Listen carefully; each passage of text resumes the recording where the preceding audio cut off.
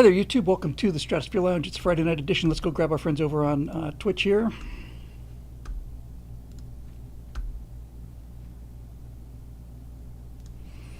Hi, everybody. Welcome to the Stratosphere Lounge. I'm Bill Whittle. It is the Friday night edition. It's the 21st of February, 2025. Hope everybody's doing well. I'm saying, looking around, checking the, putting my toe in the proverbial political waters, and I'm saying it's time to get out those chisels, folks. Get out the chisels, because I think it's time to put a fifth face on Mount Rushmore.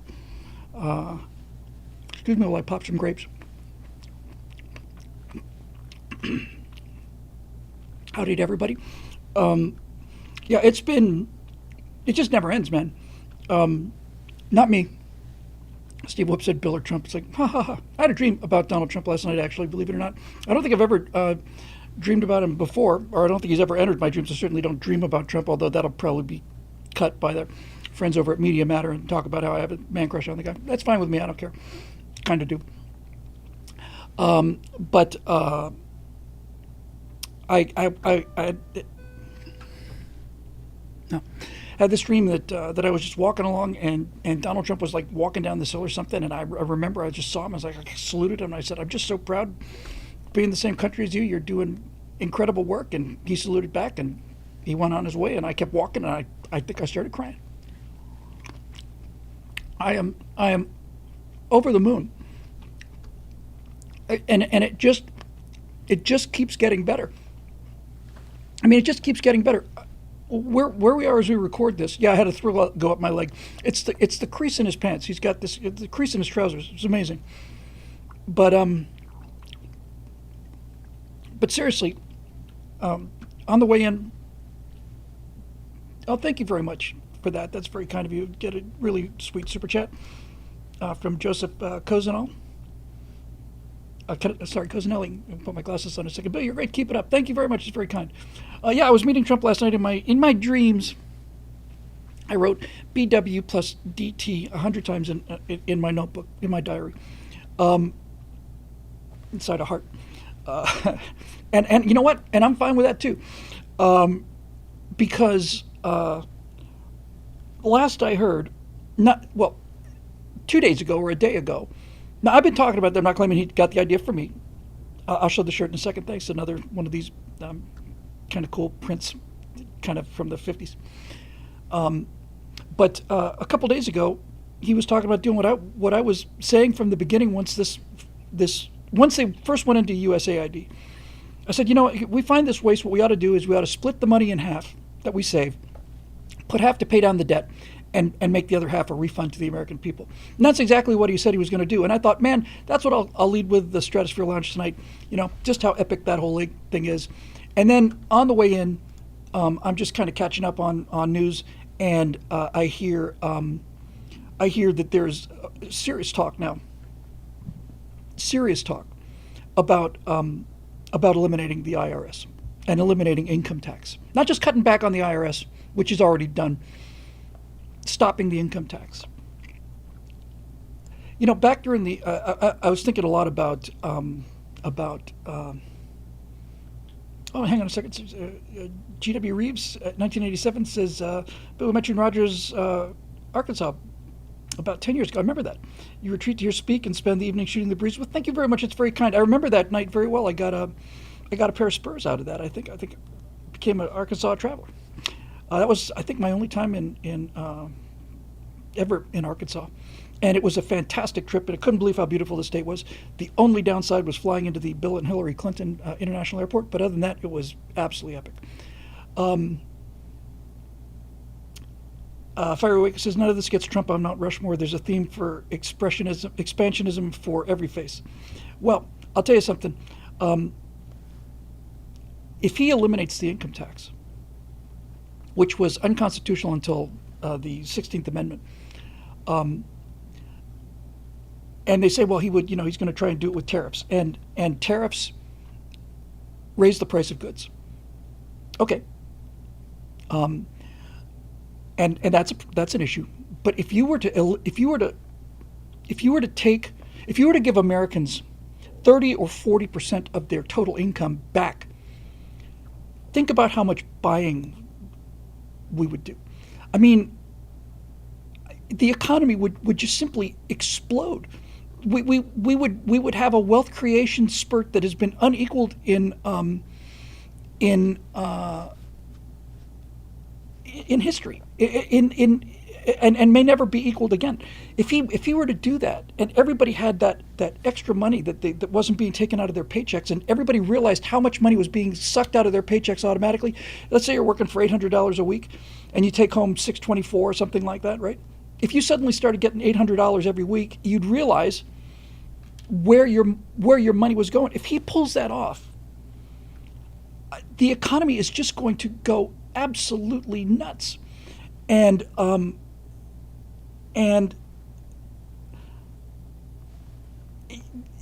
the cost of foreign goods being more expensive is like, I think it's just inconceivable compared to what would happen. Marisha, of course, being the cheerful fellow that he is, always has something negative to say about anything. I'm pulling your chain, Marisha. You've been just irreplaceable part of this adventure. He says, if we just bought things that would cause inflation, what we should do is save and invest. Yes, okay, save and invest, and do that, and buy some things. Really speechless. And what I was going to just briefly mention, before we get to questions and stuff, is not just what would happen to the people's to the money that the average taxpayer would have to spend, but, and this is a case where, I don't feel a terrific amount, and I really probably should, but I don't feel a terrific amount of remorse hearing about federal employees being fired. I have sympathy certainly for rank and file people who are doing their jobs and keeping things going, but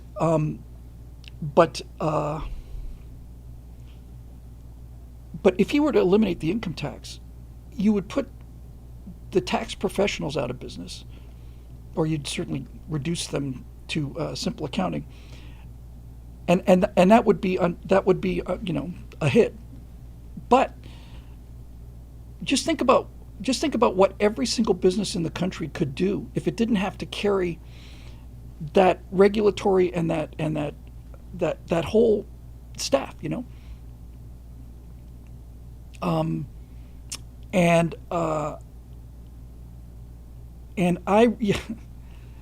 Alex Hooper over in the Twitch threads has got it exactly. It says Democrats cannot understand Republicans controlling the government and actually using the power.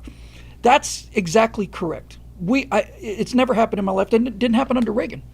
Reagan tried to direct the federal government to do the will of the American people, but he didn't have to, because Obama hadn't happened yet, and Clinton and all the rest of it, and the giant increase in the state. Plus, you had the Cold War to win, and you kind of need a big centralized government for that. But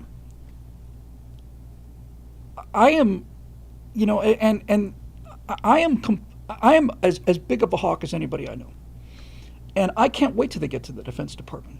This is a thing. See, this is the thing that the left doesn't understand about people with actual principles, rather than just the quest for power, regardless of anything else. If you have actual principles, then you can weigh things on a moral scale. So I'm completely in favor of a strong defense, and I'm in favor of spending whatever it takes to make sure that nobody gets any funny ideas about not just coming over here, but just generally messing with as that, I forgot the name of that veteran who does those great shorts. He don't mess with our boats, don't touch our boats. So I don't want him touching our boats. He's freaking terrific. But with that said, I can't wait for them to get into into DOD and find out where this money is going, and give half of it back to the American people, and take the other half and start paying down the debt. If he eliminates the income tax, I think the economic growth would be so astonishing that if they could just freeze spending, right? Get to a balanced budget and hold it. That's it. Cut the waste, get to a balanced budget, hold it. And then you essentially just grow your way out of it, You just grow your way out of the debt. You're still taking, you obviously have to have a surplus in order to pay down the debt. But it hurts less and less and less and less the bigger the economy gets. The Civil War, I did this when I was talking about the national debt back, by God, 2010 when I first did the What We Believe series. And I want to say, well, it was 7, 8 years ago? It was 15 years ago. 15 years ago. But I was talking about that, and the Civil War cost the U.S. government in 1863, which was probably the peak of the war, probably peak spending anyway, cost the U.S. about $520 million. That was the budget. That was the total budget, not what the war cost. Total budget for 1863, $520 million, which was paid for without going into deficit spending. They actually raised that money, and so you look at this monumental cost. They just couldn't believe how expensive it was. And now, it's 150 years, pushing 200 years later. But obviously, $500 million is just, that's a rounding error. And if you just hold the debt steady and grow the economy in 50 years, 60 years, 100 years, then $30 trillion becomes essentially inconsequential. And you get progress, you get human advancement, I mean, all of these things had taken 50 years, of which, thank you very much, Story Monster, very kind of you, Super Chat. It had taken 50 years for life to beat the hope out of me. And it's taken 50 days to put it back. Really, honestly. 50 years to beat the hope out of me and 50 days to put it back. Sickapolin says they can keep my 5K because that's what they're talking about as a refund check. I almost said rebate, but it's a refund. They can keep my 5K and invest it in rare earth minerals in Ukraine and or chips made in the USA. Yeah. I really just, I just think it could be astonishing. And I covered this in my right angle, which will go up probably either tomorrow or Sunday morning. But my right angle this week was about the fact that through USAID and other places, we, the American taxpayers, have been funding the headwind that we fight against. So we pay Politico to make ads against us. We pay the BBC to write and air anti-American stories. We're finding more and more cases where taxpayer money is going into things like Media Matters and all the rest of it, and going to pay directly into mainstream media and so on. So cutting off that money doesn't just cut off the fraud. My point is it cuts off the headwind. Evan Thomas was the editor of Newsweek magazine, big professional Democrat. And in 2004, this is the Bush versus Kerry election, 2004, Evan Thomas said that he thought that media bias was worth 15 points at the poll. So I did an afterburner on that. And this was after the election was over and McCain and Palin had lost to Obama. Sorry. Yes, this is when I did the afterburner. I did it in 2008. I did it in 2010, something like that. I said, so if you take Evan Thomas at his words, I think it's much more than 15%, but take Evan Thomas at his word. I took a look at the 2008 election map. I took 15 points away from Obama and gave 15 points to McCain. And the election results, without media bias, came out to Obama wins Delaware and D.C., and McCain wins everything else. Everything else. That's what happens if you take away the headwind. And if it turns out that we are funding the headwind and we cut off the funding, then I had this, I know I couldn't finish this sentence because it just seems to be self-evident, but we're talking so much about this 80-year cycle and the realization that maybe the 4 years of Biden were the war, not the run-up to the war. That was the war. That was the trauma. That was the existential crisis. That was the crisis. And what I realized was after the war, after the Civil War, the Democrats didn't win the presidency for, somebody will tell me, I want to say they ran 7 or 8 Republican presidents in a row, including Lincoln, right?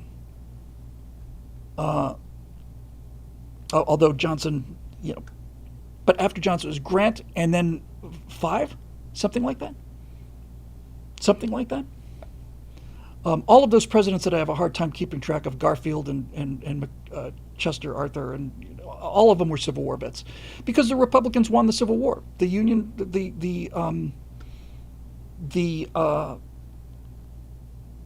Civil War was the Democratic Party leaving the Union to form the Confederacy so they could keep their slaves. That's pretty much it. That's pretty much what happened. Dave Big Boutte says, was Grover Cleveland the first post-Civil War Democratic president? I think he might have been. But in any event, we went, 2 generations, 3 generations almost, without a Democratic president. That was what happened after the Republicans won the Civil War. That was the magnitude of the defeat of the Democrats. And we could be looking at the same thing. I'd like to say it would last forever, but that's a dangerous thing for conservatives to think that we've won and now the fight's over. The Democratic Party could just dissolve tomorrow, and we'd still have all of the human nature things that we have to fight against. People want power. People who want power go into politics. People who have whose sense of greed outweighs their sense of purpose will do things that cheat in business and so on and so forth. And that never goes away. Rust never sleeps and the grass never stops growing. So I'm not that naive, but what we have seen historically is we have seen cases where a party could just simply, the Whigs, before the Republicans were formed, which I want to say was for the 1856 presidential election with Fremont, wasn't it John Fremont, 56? Ran as a Republican, lost a 3-way race, and then Abraham Lincoln in 1860. Not bad for your second time around. You win the presidency. But this thing is not like a triumph of the Republican. Let's just say for the sake of the argument, okay, just for the sake of the argument, because I'm fired up. So for the sake of the argument, let's just say that Trump eliminates the income tax, and everybody's thinking, woohoo, okay? And the Democratic Party continues its retreat all the way into the river, and they get washed away in the flood, and it's just nothing but flowers.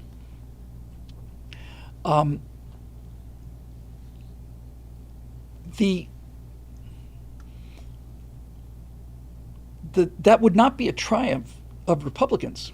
It'd be a triumph of MAGA. This is the thing, see, and this is the thing I have to keep reminding myself, because the old labels don't mean anything anymore. This is not the Republican Party. What we're seeing in Washington now is not Republicans in action. Republicans in action, well, to be perfectly honest with you, you could make the case that Trump won was Republicans in action because Trump didn't have any support from Republicans. Typical, circular firing squad. In 2017, when Trump was inaugurated, he had no political base other than the American people. He had what's his name, Paul, Speaker of the House, openly against him. None of the ducks were in a row. This isn't the Republican Party. This is MAGA, and MAHA, and MAGA and MAHA is not the kind of alliance that you would find, Paul Ryan, thanks. It's not the kind of alliance you would find in a Republican versus Democrat split. It's not a horizontal split anymore. It's a vertical split. It's the insiders versus the outsiders. It's the state versus the people.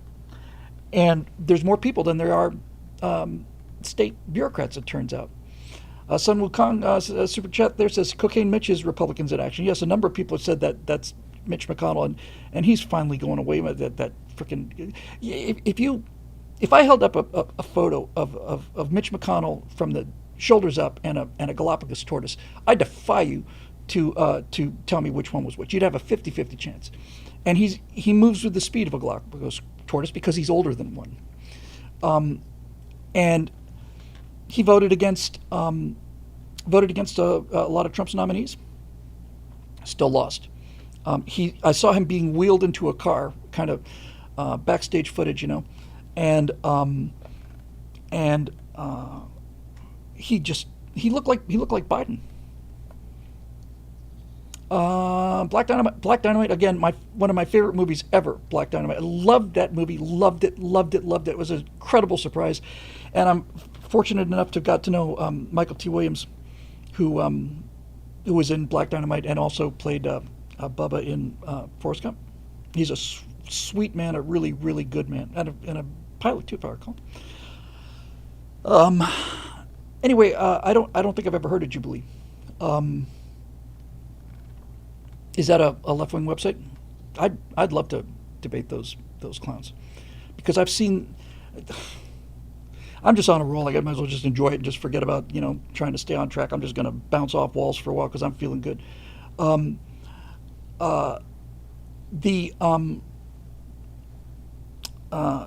This clown Destiny,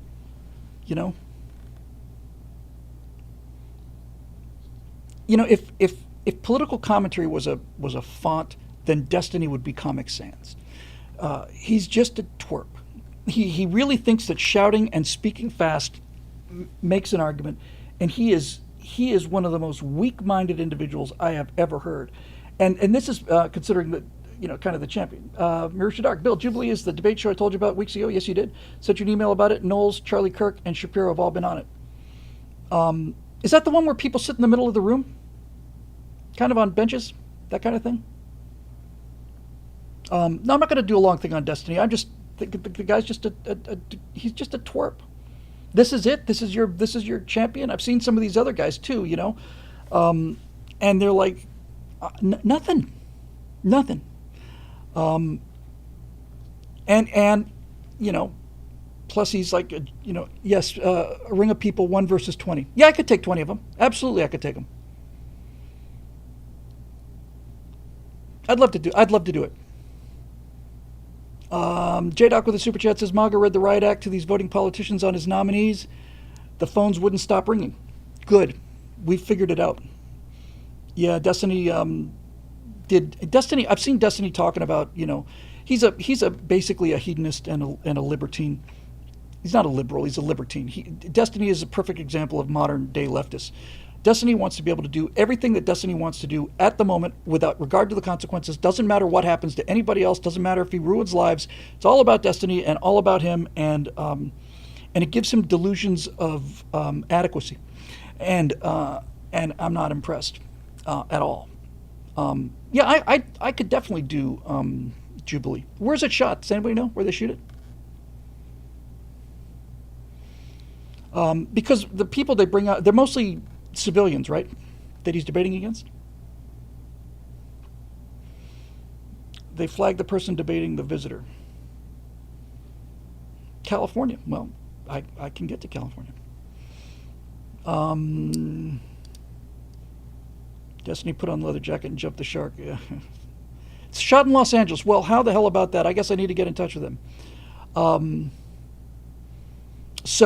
Yeah, I could cheerfully take. I'm gonna have to. I've seen clips of them in the circle, of Ben and Charlie Kirk and stuff, but I haven't watched a whole show.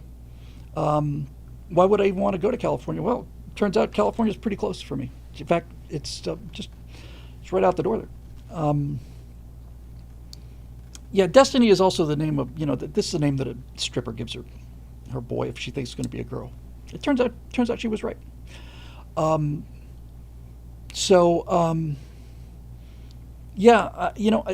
These people can't win debates because they can't think critically, because if they thought critically they wouldn't be liberals. You know what? Here's an idea. Let's have some fun while we're on a roll, and I've got all my spark plugs firing for a change here. How about we do this?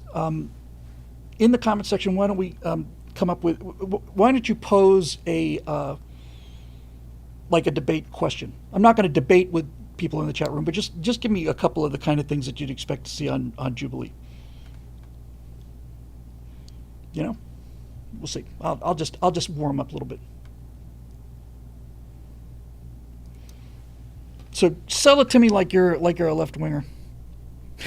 Colonel Langan says debating destiny would be like debating a pigeon. I know what comes after that. Pay gap. Okay, let's do pay gap. All right, ready? Pay gap. What do you say about the pay gap? Women get paid 72 cents on the dollar. Honestly, I'm really disappointed that you brought this up. This has been debunked so many times, it's just common knowledge. So really, you really have to ask yourself, are you talking, am I speaking with somebody who is educatable? So for those of you who haven't been keeping track of the number of times this thing has been shot down, let's just start with the basics, okay? The 72 cents on the dollar was determined by taking all of the pay that men get in the country, dividing it by the total number of men, call that $1, and then all the women in the country, and it turned out that they made 72 cents compared to $1. And they say, see, women get paid less than men do. Well, women get paid less than men do because women do less expensive jobs than men do. You get paid more for being an engineer than you do for being a social worker.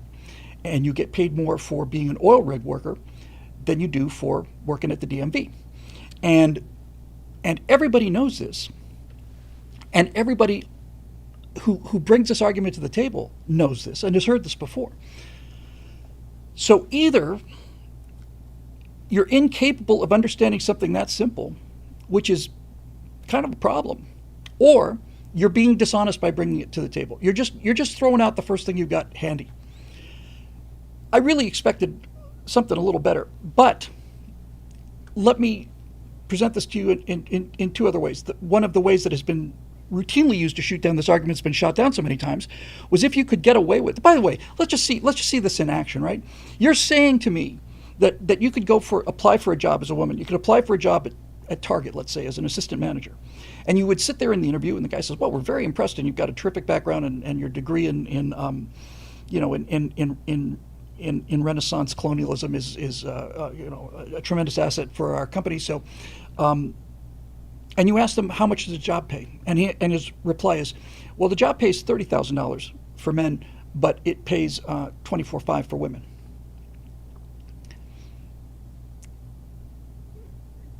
You are aware this is against the law, right? I mean, you're aware that it's against the law, and as many people have said, if you could get away with paying women 72 cents on the dollar, who would hire men? You'd have an all-female staff. This argument is so tired and so weak that it's the kind of thing that they would use to teach elementary school kids about statistical errors. It's not a fair comparison for obvious reasons. Now, if you want women to make $1 for every dollar that men make, then women need to start stepping up and doing the jobs that men do, including oil rig workers and sanitation engineers, civic engineers. Listen, see, this is brackets here. This is where I think I would clean up on Jubilee, because I would actually try to rein in my combativeness, and I'd probably go a little more of the sympathetic route. Say, listen, I know something about useless college degrees, okay? I'm a theater major, and I didn't even get the degree. But even if I had gotten a BFA in theater, that would have entitled me to absolutely nothing. I wouldn't have gotten any jobs as an actor or a writer or a director or an editor because of my BFA. Nobody would have hired me on that basis. Nobody goes to a hairstylist because they have graduated from the Geneva Salon of Beauty. Nobody cares about my theater degree. I did it because it was easy and fun. I'm just owning up to it. I'm just warming up. I did it because it was easy and fun. And I found a way to make a living despite my college degree. But I also used my college degree to help me make a living. But nobody's watching this because Bill has 7 years of college down the drain. It's a useless degree. I learned a lot, but it hasn't affected my earning potential at all. So women take degrees on average, and that's an important statement, on average. Women take degrees that are easier than the degrees that men are taking, which are things like engineering. Engineering is hard. I saw the engineering school on the way down to the theater department. Everybody walking in and out of there looked very, very miserable.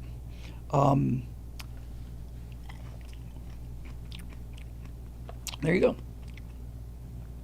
Dave Olson in YouTube says, now do chemtrails. Okay, chemtrails. So the premise of chemtrails is that these persistent kind of thick white contrails we see up at high altitudes on some days is actually somebody poisoning the people below.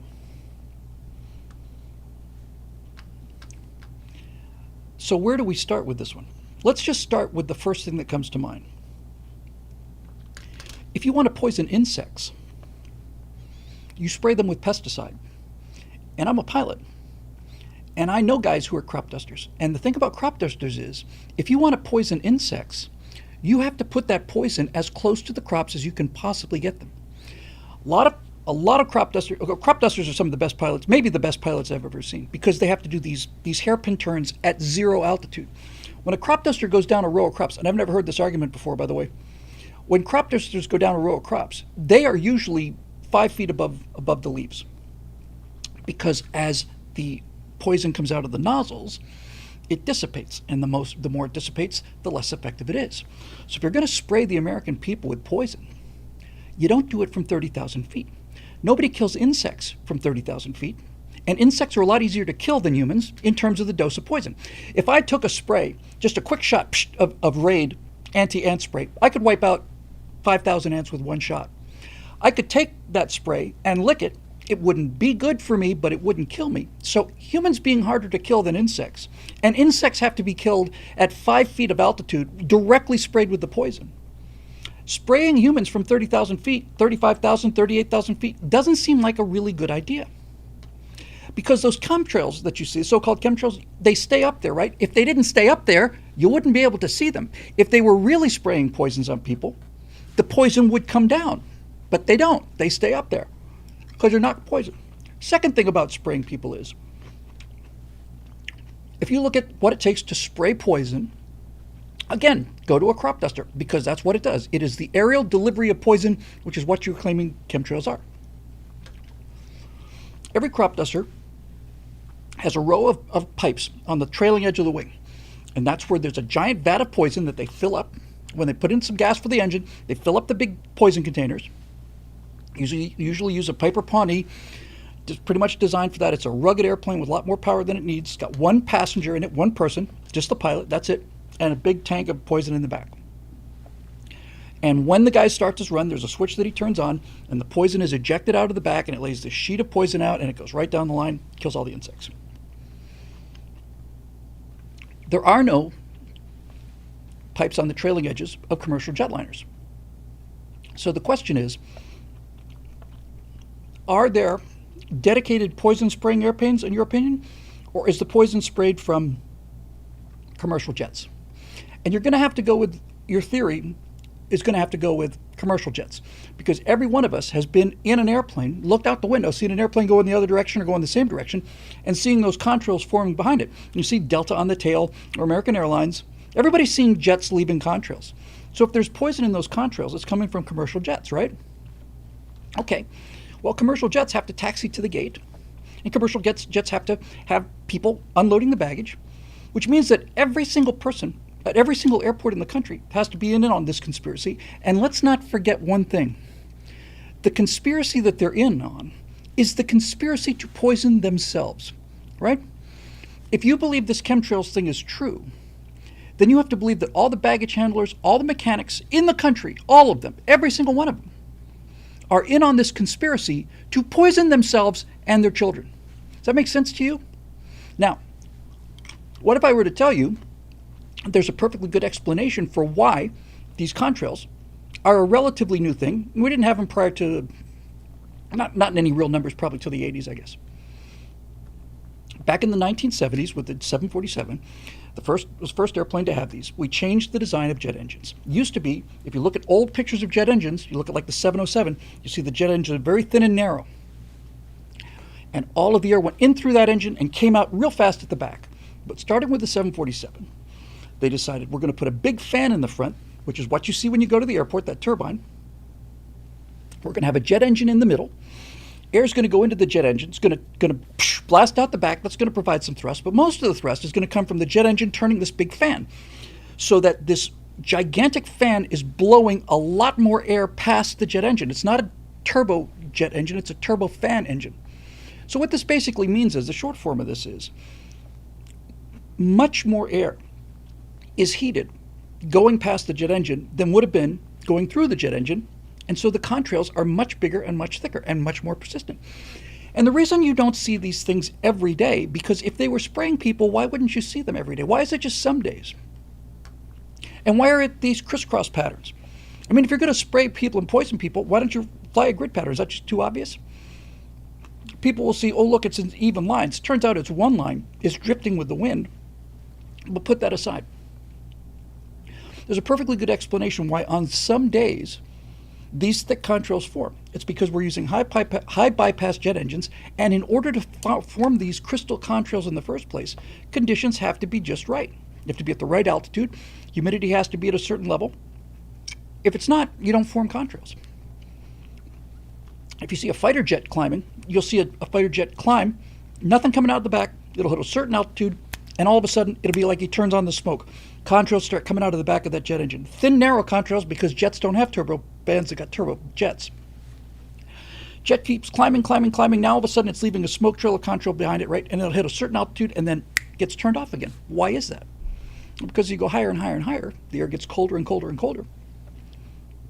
And at a certain temperature, these contrails will form. Below that temperature, above that temperature, it's too warm for them. Below that temperature, it's actually too cold for them. So you've got all the things you need to explain what's there. And in order for you to be right, you have to involve millions of people who could simply take out their iPhone and take a picture or a video of the nozzles, the poison nozzles. Who's loading the poison? You got to put it on all these commercial jets. Who's loading it? Where does it go? Why does a pilot say, you know what, I'm flying from Dallas to Atlanta today, and my family lives in Arkansas, so I'm going to poison my own family while I do this flight when I hit that button. I mean, it's just, it's so obviously not true. Now, here's one thing I will give you. The reason people want to believe it is because people don't trust anybody anymore. And I used to be the kind of person who did trust in government, trust all these kind of things. After the pandemic, I don't trust anybody anymore. So I don't blame you for thinking the government is out to get you, or even thinking the government's out to kill you. But just because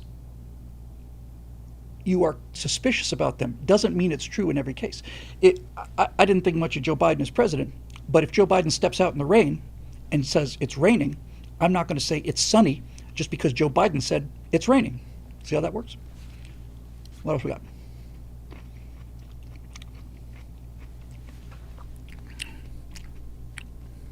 I'm waiting for the next one I see.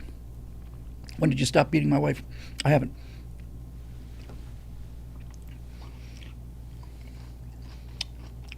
Gun grabbers. Oh, the Electoral College, my favorite. Okay. So as you're probably aware, during a presidential election, there's the popular vote and the electoral vote. The popular vote is absolutely meaningless. If they didn't report it, it wouldn't make any difference. The popular vote is an opinion poll, because the people do not elect the president of the United States.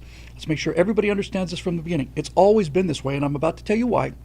But just so we're crystal clear, the people do not elect the president of the United States. States elect the president of the United States, and the people have a say in how their state votes. So, just so we're clear on the system, the way we elect the president is the people of the state of Florida, as an example, democratically get to decide who they want for president. So they go and vote for president. Whoever wins the most votes in the state of Florida gets all of Florida's votes. So Florida votes for the Republican or the Democrat based on the democratic process in the state of Florida. Now, The argument against the Electoral College is Wyoming has a couple of Electoral College votes, but they have a very small population. Why not just do it based on the popular vote? Why do we elect by the states? Why don't we elect directly by the people? Well, because if we had the president elected by the people, then he would be elected by people who live in cities. It would all be people who live in cities because that's where most people live. So all of the concerns of people who live in cities would be represented by the president and none of the concerns of the rest of the country. So you have to go back to the beginning of this country. Let's take a look at the original 13 colonies. You got New York and you got Rhode Island, okay? And we want to form a union of these. We want an agreement. So what does New York say? New York says, well, we've got 50 times your population, so we should have 50 times your vote. Rhode Island says, piss off.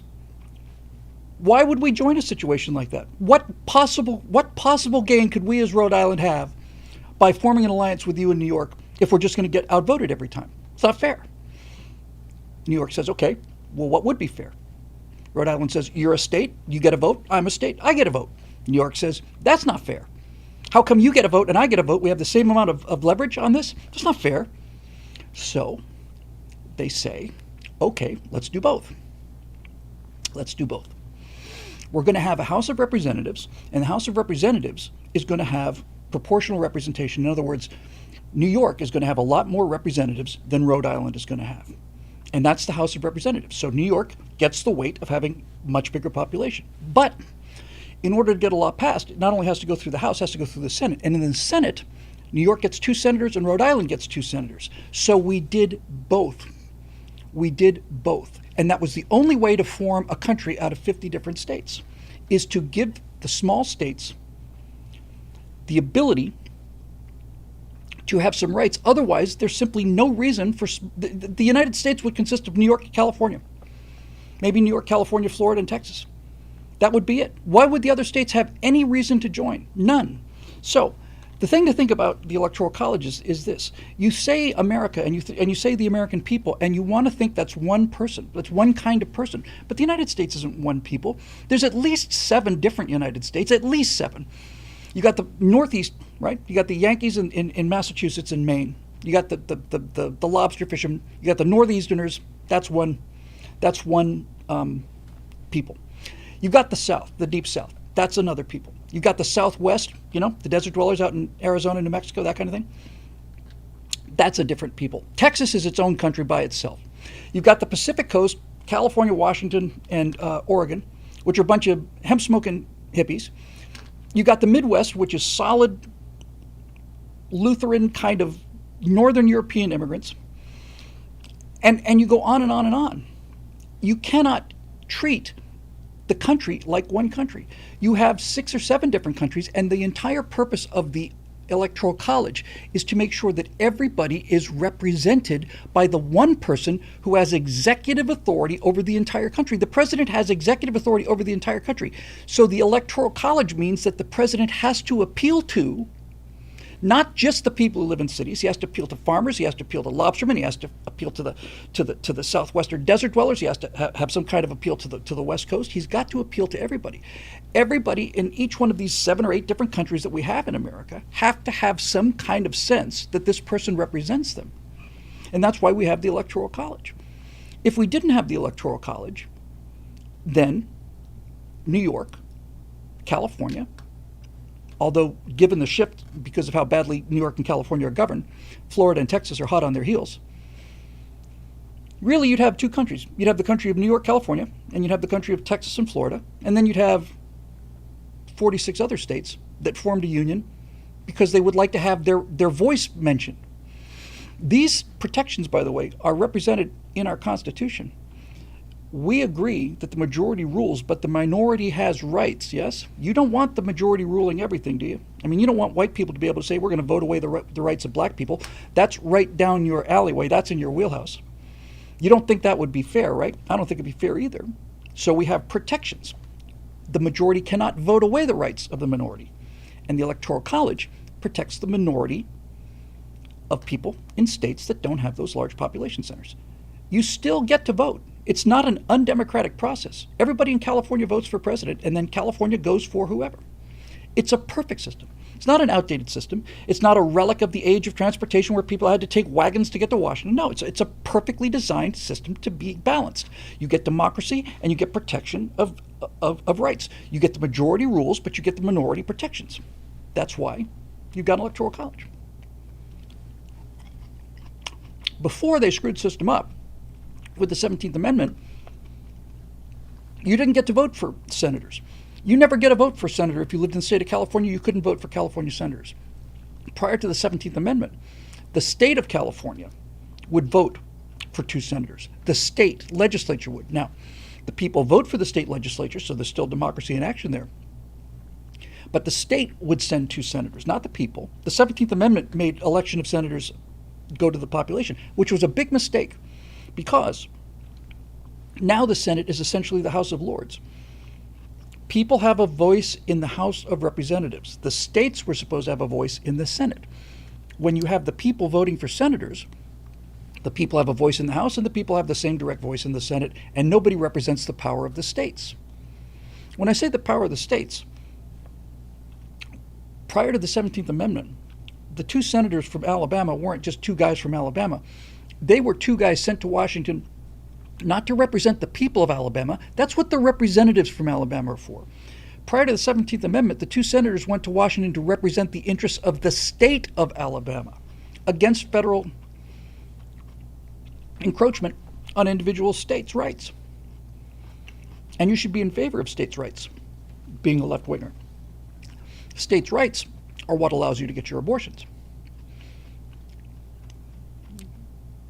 Shouldn't be in a big hurry to change the fact that in a nation this complex, with so many differing opinions and so many different people with so many different interests, you should not be in a big hurry to get rid of the fact that you can vote with your feet.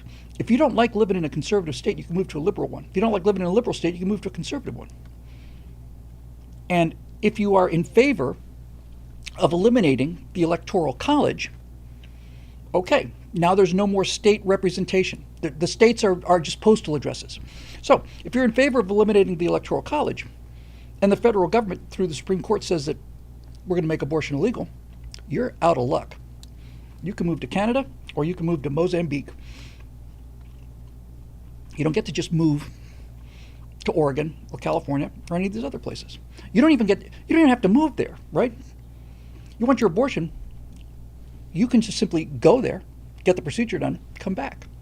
So be careful what you wish for. What do we got next? I'm having fun. I'm on a roll. It's the grapes. I filled these grapes with, injected each one delicately and carefully with cocaine. Great. Eric Blake, why are you conservatives such racists?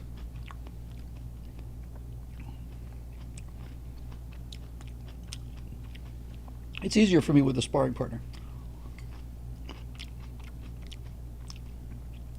Why are we conservatives such racists? Why are you liberals such idiots? In fact, why are you liberals such pedophiles? Let me see if I can think of a few more slurs to throw at you without any substantiation. Why are you liberals so wrong? Like professionally wrong. See, you can say, why are conservatives so racist? I can say, why are liberals such pedophiles? Why are they such murderers? Why are liberals rape so many people? So let's talk about political parties in their history. Okay, the Republican Party was founded in 1856, and the Republican Party was founded in order to abolish slavery. Previously, the party was called the Whigs. It was the Democrats and the Whigs, W-H-I-G-S. Okay. Well, as the abolition movement grew in the United States, first time really in history, the Western nations of the world, first people to ever fight slavery in the history of the world were Western nations. Britain did it, I want to say 1846, so they got to America. They cut slavery about 20 years before America did, but let's not forget that the United States was 80 years old at the time, and England was 800 years old when slavery was abolished. So there's that. Okay, I'm done with the smacking sounds, Jack Lantern. I'm done with the grapes. So let's look at slavery. Slavery existed in the South, didn't exist in the North. Why? Because the only crop that you needed slaves for was cotton. You couldn't plow cotton. You couldn't harvest cotton with harvesters. You could with corn, you could with wheat, you could do all of these other things with machines, but you couldn't do it with cotton. Cotton had to be picked by hand. And if you're going to be out, and the reason cotton had to be picked by hand was in order for cotton to grow, it's got to be out in the heat where there's lots of sun, a lot of rain. The American South is a perfect place to grow cotton. And we supplied the cotton for the world. All of the fabrics around the world came from the American South. Okay, nobody wants to be out there picking cotton, so businessmen in the South said, we're going to get slaves to come and pick the cotton. Slaves have existed since the beginning of time. There's not a human being, listen, this is really important. There's not a human being in the world, not one human being alive that didn't have slaves as ancestors. Not one. All of us are descended from slaves. All of us. Everyone at some point. Slavery was so common and so ubiquitous that every one of us is descended from slaves. But let's go back to the South. So, we go over and we get slaves out of Africa. What really happens is black Africans go into Africa, capture other black Africans, bring them to the coast, put the black prisoners into dungeons, and then sell them to white people with boats who sail them across the ocean. You know what percentage of African slaves came to the United States? Of all the slaves that were taken out of Africa, what percentage do you think came to the United States? It's hard to get a real serious figure on it. But the actual number of slaves that came to America is between 9 and 11. That doesn't make slavery right, and I'm not defending slavery. I'm just saying most of the slaves that came out of Africa went to Brazil and the Caribbean. 1 out of 10 probably came to America. And I notice that you're concentrating on that 1 out of 10, and I haven't heard a peep out of any of you about the 9 out of 10 that got taken from Africa and went to places like Haiti and Jamaica and Cuba and Brazil. I don't hear a word about that. This is exactly like the Black Lives Matter argument. 5%, maybe 4% of all people who are black who are murdered by policemen, including guys who run up on policemen, try to shoot them in the head, and they get shot back at. 5%, 4% killed by cops. Almost all of the rest of them are killed by other black men. So if you really care about black lives, you'd think you'd be worried about the 94% and not the 6%, or the 95%, not the 5%.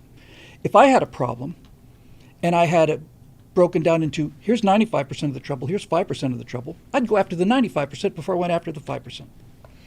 But anyway, so you've got this group of people in the South who are making money on cotton. This is before the United States even exists. So slavery, by the way, was not an American invention. In fact, slavery existed in the colonies prior to there being in America. So slavery really was a British invention that we inherited when we basically formed our own country. Now, there were people in the North who didn't want slaves at the time the American states were formed, and there were people in the South that did. And it was clear that if slavery was eliminated, then there wouldn't be a United States. There'd be a North and a South. So a compromise wasn't a compromise, it was a concession, basically. Southern colonies can keep their slaves. The United States continues to expand to the west. More and more states come into the Union. There's a big discussion about whether these new states should be slave states or free states. It's going to matter because they're going to get votes in the Senate, and they're going to get votes in the House, they're going to get votes for the presidency. So over the course of time, from the time that the United States was founded in 1776 to the time the Civil War starts in 1860, so 90 years, more and more states, more and more territories are coming into the Union, and over time, more and more states are coming in as free states, electing to come in as free. Most of them were north of the cotton growing line. So the South is looking at this situation as we get into the 1850s and the early 1860s. And they're saying, trends continue like this, we're never going to win another election again. So we want an amendment that guarantees us our slaves. These are the Democrats talking.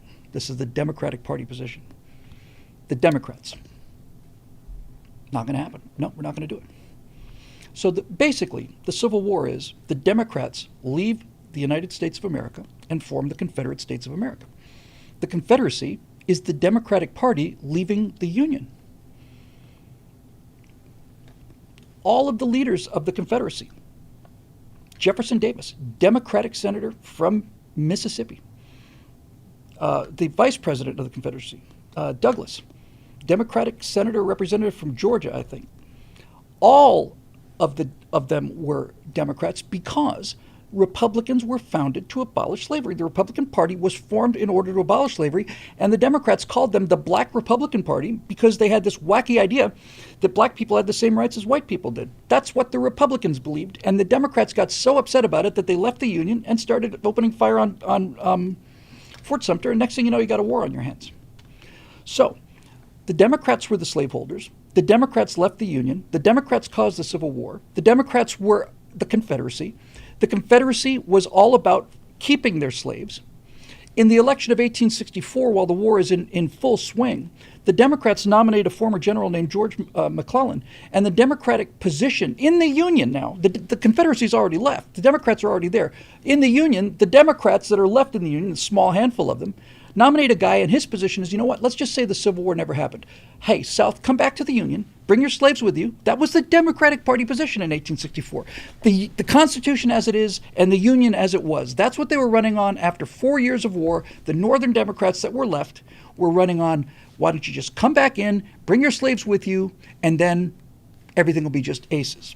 And the Republicans said, no, slavery is going to be abolished, or the country is going to be divided in half. One of these two things is going to happen. And that's what happened. So what happens after the Civil War? Well, the North wins. The Republicans win. The Republicans set up Republican governments throughout the South. All of the states that seceded had governments appointed by Washington. This is Reconstruction. And it turns out that Republicans are demanding that black people get the rights that they promised them and that many blacks fought for.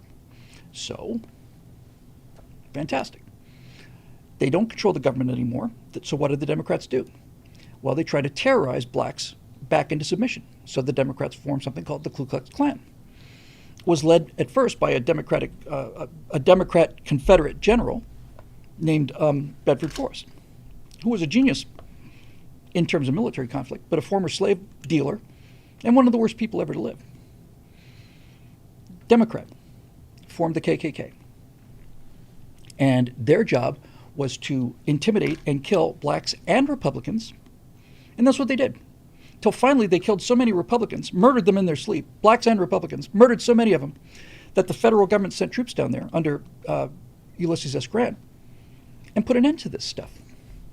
So the Democrats no longer have their slaves, and the Democrats can no longer intimidate and murder black people. So the Democrats decide they're going to do something through law. So the Democrats start something called the Jim Crow laws, which are when you've seen colored fountains, white fountains. The Democrats said, well, we're just controlling state law. We're not controlling federal law. We're not making them slaves. We're just saying they don't get to sit at the same counter as white people do. That's what the Democrats did. And the Jim Crow laws were responsible for segregation and all of those horrors. Meanwhile, the Democrats are continuing to lynch black people throughout the end of the 1800s and into the early 1900s in order to keep them terrified, because they outnumbered Republicans in the South. Well, you get to the Civil Rights Act of 1958, and Republicans are saying we need to encode civil rights for Americans. So Civil Rights Act of 1958 is defeated in Congress. Two of the senators that voted against this Republican act to grant civil rights to blacks were Senator Kennedy of Massachusetts and Senator Johnson of Texas, who would go on to become President Kennedy and President Johnson. A few years later, these very same Democrats that voted against it when it was a Republican decide to vote for it, but that's when we get to the whole change sides issue. So whenever you've seen pictures of those little black girls that are trying to go to school, or black college students trying to go to the University of Mississippi, let's say, and policemen are at them with German Shepherds, and they're being hosed down with high-pressure hoses. Those are Democrats who are doing the hosing. Those are Democrats with the police dogs. Those are Democrats that are smashing black students on the head with the police batons. The Democrats' names are George Wallace, Bull Connor. Why does that third name always elude me? It'll come to me in a second. Lester Maddox.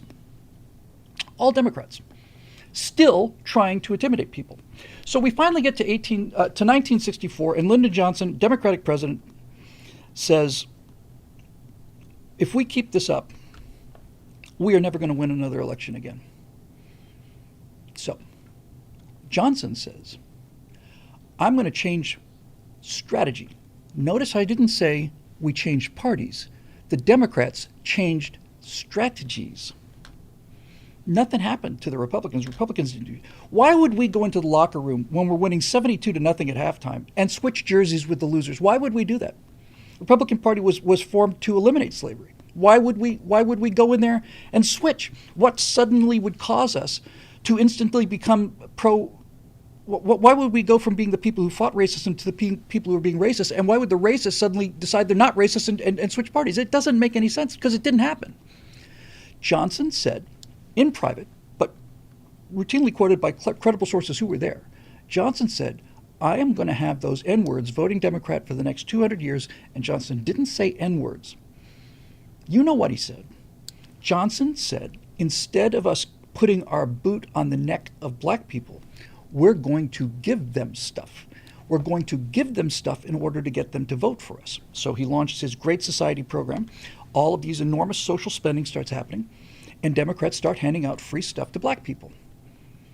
Prior to this, black people had a higher legitimacy rate than white people. In other words, more children were born to married black women than were born to married white women prior to Lyndon Johnson.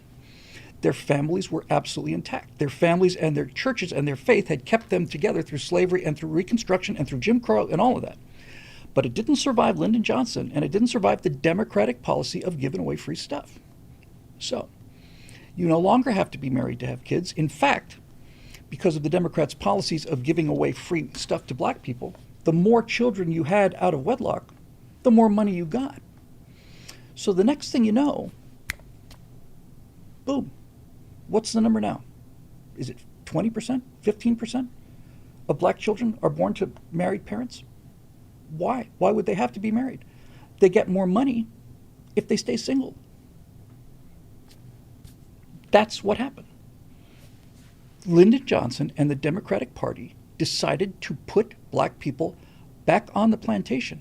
It wasn't in physical chains, it was in mental and emotional and spiritual chains. They made black people dependent on the government. And so they lost all initiative to go out on their own and move on with their lives and build better lives as they had been prior to this. They made them slaves to the government. Republicans are the small government people. Democrats are the big government people. You're the ones that put black people into slavery again, and you're the ones that run all of the cities where these 8,000 murders a year happen. Your policies, not my policies, are the ones that run the big cities. Your policies are the ones that make Baltimore and St. Louis and Chicago and Atlanta into murder pits. Your policies. There hasn't been a Republican mayor of Atlanta for 140 years. All of these murders occur in democratically controlled cities with your politicians and your policies. And your politicians and your policies are, we're going to find a black person to go take the money, distribute some of it to the black community, pocket the rest, claim that he's helping out, and at all accounts scream, the Republicans are worse than we are. And you tell me, I dare you to tell me, how things are going to be worse than growing up in Baltimore in 2025. Inner city Baltimore, you tell me what could possibly be worse than what we've got today. Nope. They've just been screaming and screaming and screaming. Republicans are racist, Republicans are racist, Republicans are racist. Don't look at what we're doing behind the scenes. Forget about how bad our scores are. Forget about how our children are murdering each other. Forget about the fact that we can't read. Forget about all of that because Republicans are racist. And you, right now, asking that question, are part of the same machine that murders 8,000 black people a year, has kept black people in slavery, put them back on the plantation, and you're proud of it. You're proud of it. I think it's disgusting. I'm embarrassed to be seen in the same room as you. Next question.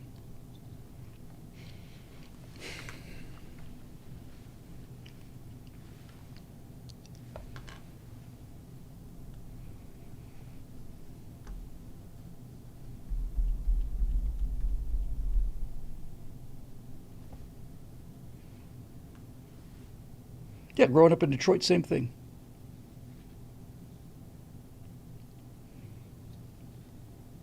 Yeah, we'll get to questions, Marisha. Don't sweat it. I'll do one more. Let's just do one more, just for giggles. I'll get it. I'm gonna do one more because I'm on a roll here.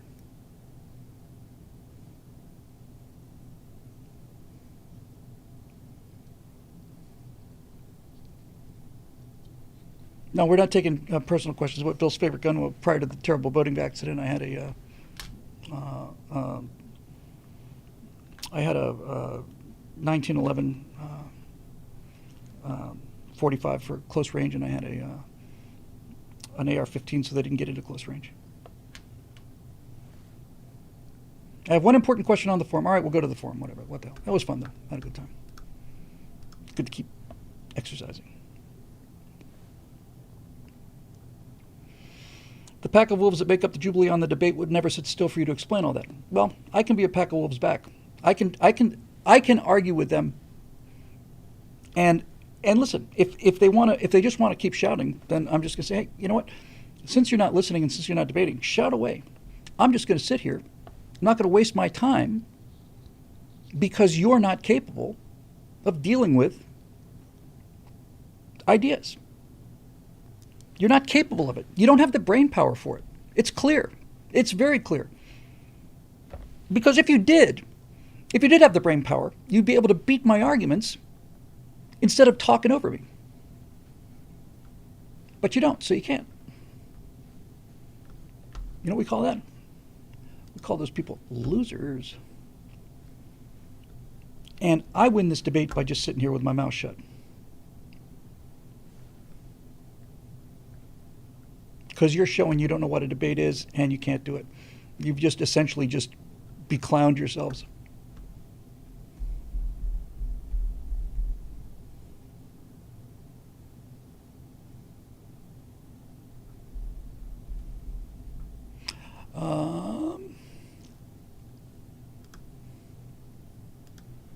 Getting there.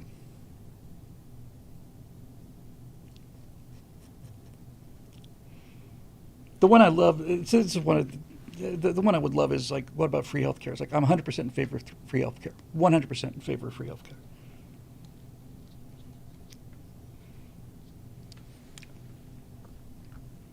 John Eden with a $99.99 super chat. As regular as the mail in the rain. Thank you, John. You're a fine fellow. Never, ever get over it. And it's absolutely mind-boggling. Thank you. Thank you very much. Yeah, P7 2017 says over in the YouTube chat, the Eden, the myth, and the legend. Yes, thank you very much. All right, here we go. TSL questions for Thursday, which is actually Friday because we had stuck in traffic yesterday. I was a 2.5-hour drive home. It was ridiculous. Yes, the reason I'm in favor of healthcare is, well, of course I'm in favor of free healthcare. Who wouldn't be in favor of free? I'm going to just do this one anyway to hell with it. I'll get to the questions. Of course I'm in favor of free healthcare. Who wouldn't be in favor of free healthcare? What kind of a dick would I be to say, no free healthcare for you? 100% in favor of free healthcare. But healthcare isn't free. If it were free, I'd be in favor of it, but it's not free. In fact, when you think about somebody doing cardiac surgery, you're talking about the most expensive people in the world, in the most expensive location in the world. Healthcare is fabulously expensive. And since it's expensive and since it costs money, you have to pay for it. So now we have to decide the best way to pay for it. So there's no such thing as free healthcare. If there was free healthcare, I'd be in favor of free healthcare. But there isn't. So now let's talk about why we have to pay for this stuff and how. So, I just love that. That's just such a great trap, you know? I love it. Second time in counting with exclamation points, 3 of them from Eric Blake. All right, well, I guess we got to do this one or else I'm in trouble. I don't know what, somebody in the grapes, but not only am I on fire, my even with these glasses, my vision is like tack sharp, like crazy sharp. Maybe getting a little steam pressure up. Maybe it just kind of cleared out the vents or something. All right, so Bill, tonight the case of the deficit DOGE. So here's Eric. So Bill Elon is on record that the ultimate goal he's shooting for with DOGE is to have cut the federal budget by $2 trillion. Of course, as you guys discussed on Sunday's Right Angle, his expected goal is $1 trillion, but then as Montgomery Scott would say, how else can I keep my reputation as a miracle worker? I think he should be cutting more, not less. Well, let's pull up the debt clock, new and improved DOGE clock, perfectly placed right under the deficit clock. Take a good look at these two, Bill. Here's a link to the debt clock, so let's have a look. DOGE clock, 122 billion. Deficit clock, 2 trillion. Yeah, so that's 20 times.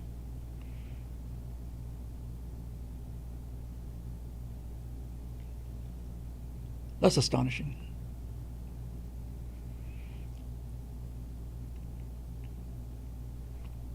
That's really astonishing. We add about $1 million of debt every minute. Okay, so back to the questions. Notice which of the two is shooting up faster, a lot faster? Yes, of course. We're spending more money, and we're printing more money than we are saving, and that number gets bigger all the time. Yes, we're not reducing the debt. We're slowing the rate at which the debt grows. That's what DOGE is doing. In fact, today is the end of the first month of the Trump administration. In other words, the DOGE clock numbers are what we've achieved in just 1 month. Do the math, and by this rate, by my calculations, it'll take at least April 2026 to reach the $2 trillion goal. Add how much slower the deficit clock has been moving, and what we got here, Bill, far more than a simple good old-fashioned balanced budget. By the time Musk and crew actually reach the July 4th, 2026 deadline, I didn't know that was the deadline, that's cool, we're talking about the biggest budget surplus in American history, bar none. With that in mind, what would you say is the best option to take with this super surplus? Use it all to pay off a chunk of the national debt? Pull a Governor Reagan and give the biggest tax refund in American history? Bit of both? Something else I didn't think of. I like a bit of both. I like 50-50. The superego says take all of it for debt reduction. But we're not just built of superegos. We're humans, and we are uniquely gifted species for many, many reasons, and one of which is the sort of bifurcation between our intellect and our emotions. People like conservatives tend to think that the intellect is more important, and it is. For making decisions and things of that nature, the ability to forecast the future in order to build a civil society, have prosperity, peace, security, wealth, all of that all requires intellect and reason over emotion. But the reasons that we live and the reasons that we do these logical things is for emotional reasons.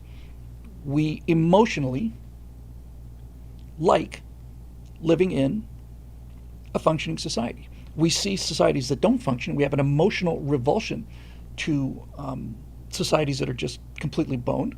We don't want to live there. And we don't want to live there for emotional reasons as well as the logical ones. So, since we're logical and emotional creatures both, I think both sides of our natures should get a reward. I think our logical brain should say, the debt will destroy this country, so let's pay the debt. The heart, the emotions say, we have been robbed and we have made sacrifices in order to pay our taxes. And that money has been stolen from us and given to people, and that's one of the reasons why this debt is here in the first place. Now, the reason I'm saying 50-50 is this. Your brain would say, no, the debt is critical. Take all of the money and use it to reduce the debt. Well, it would reduce the debt, but not significantly reduce the debt. We're at 33, 34 trillion now, so whatever the number is, 35, 36, I don't even know anymore, whatever number it is, okay? So we could take, let's say it's 40, and let's say that we took let's say there's $2 trillion on the table, all right? Just stay with me on this. Say there's $2 trillion on the table, let's say the debt is $40 trillion. If we put $2 trillion, all of it, the whole savings, all of what DOGE has cut, if we take it put all of it to the debt, then we get $38 trillion debt instead of a $40 trillion debt, and we get nothing. However, if we put $1 trillion into the debt, then we only reduce it by $1 trillion instead of $2 trillion.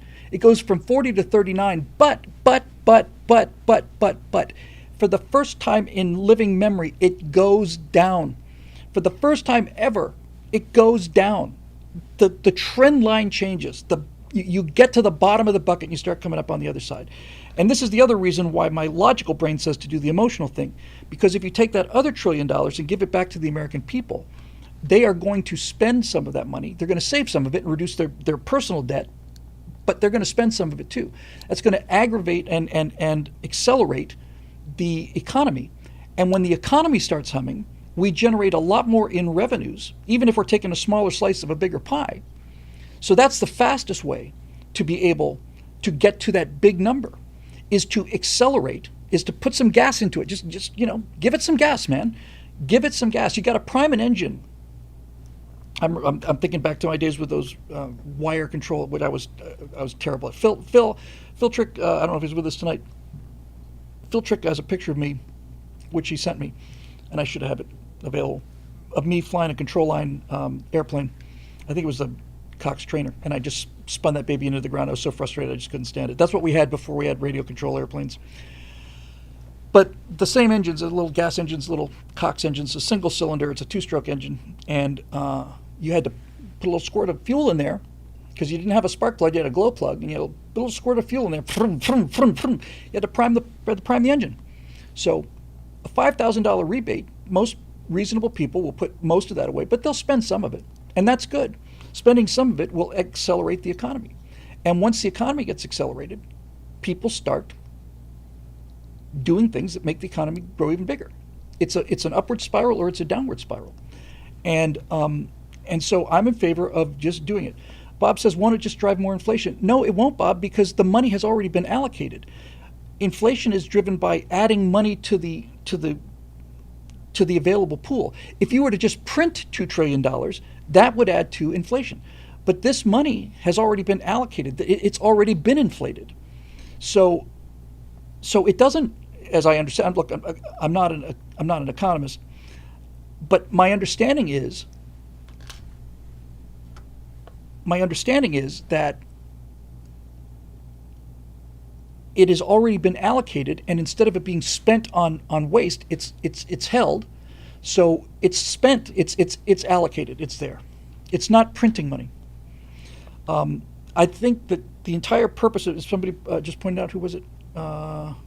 Jump 4433 over on YouTube says debt can't go down $1 until the annual deficit is eliminated. Right. So let's just, for the sake of those who are not familiar with it, the difference is the debt is the total amount owed, and the deficit is what we owe every year. The deficit is the difference between how much we bring in and how much we spend. And we've been spending, generally speaking, we've been spending $3 for every $2 we bring in. We bring in $2 and we print a third. And that number, that $1 that we print, goes to the debt. So back to the debt clock, the U.S. federal budget deficit right now is, we are $2 trillion of deficit. Now, Trump hasn't had a chance to really take over yet, but we are spending $2 trillion more than what we bring in.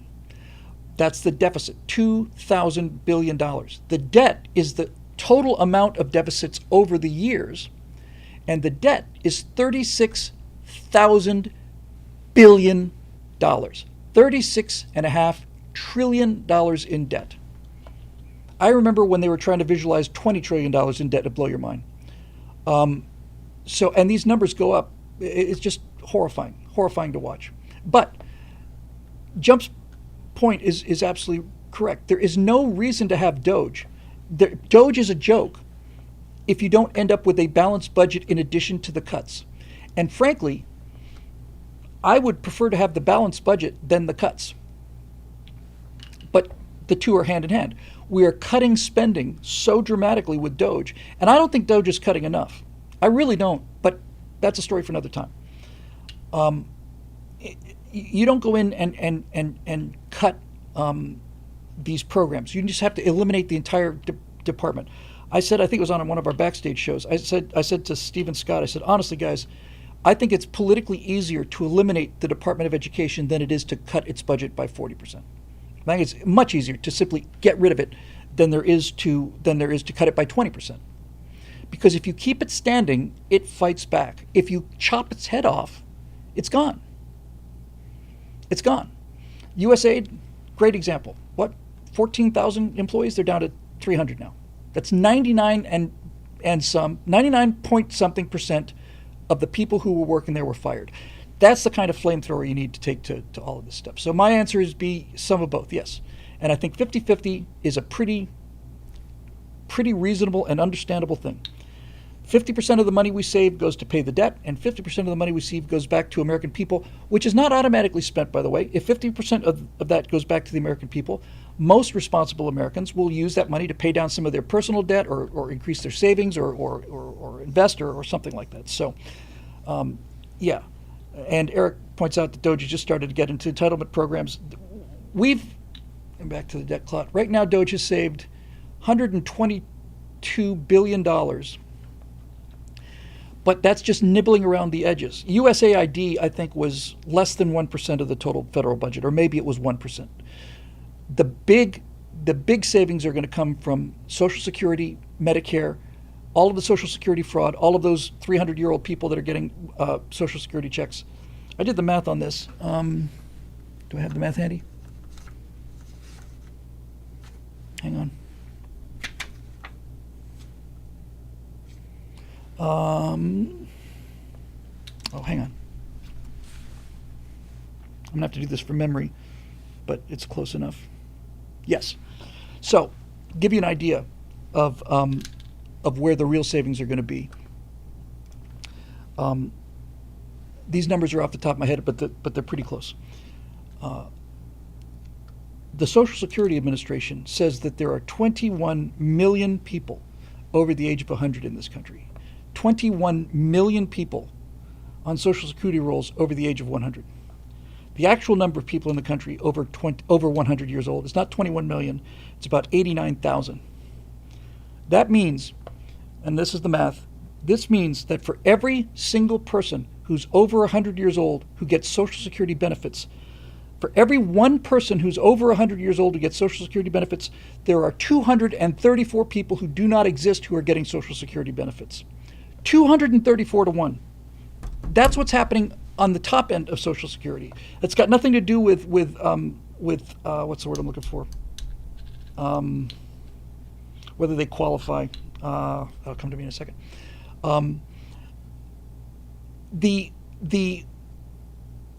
When we get into Social Security, Medicare, Medicaid, and the entitlements, and when we get into defense, we're going to start seeing trillions of dollars saved. Trillions.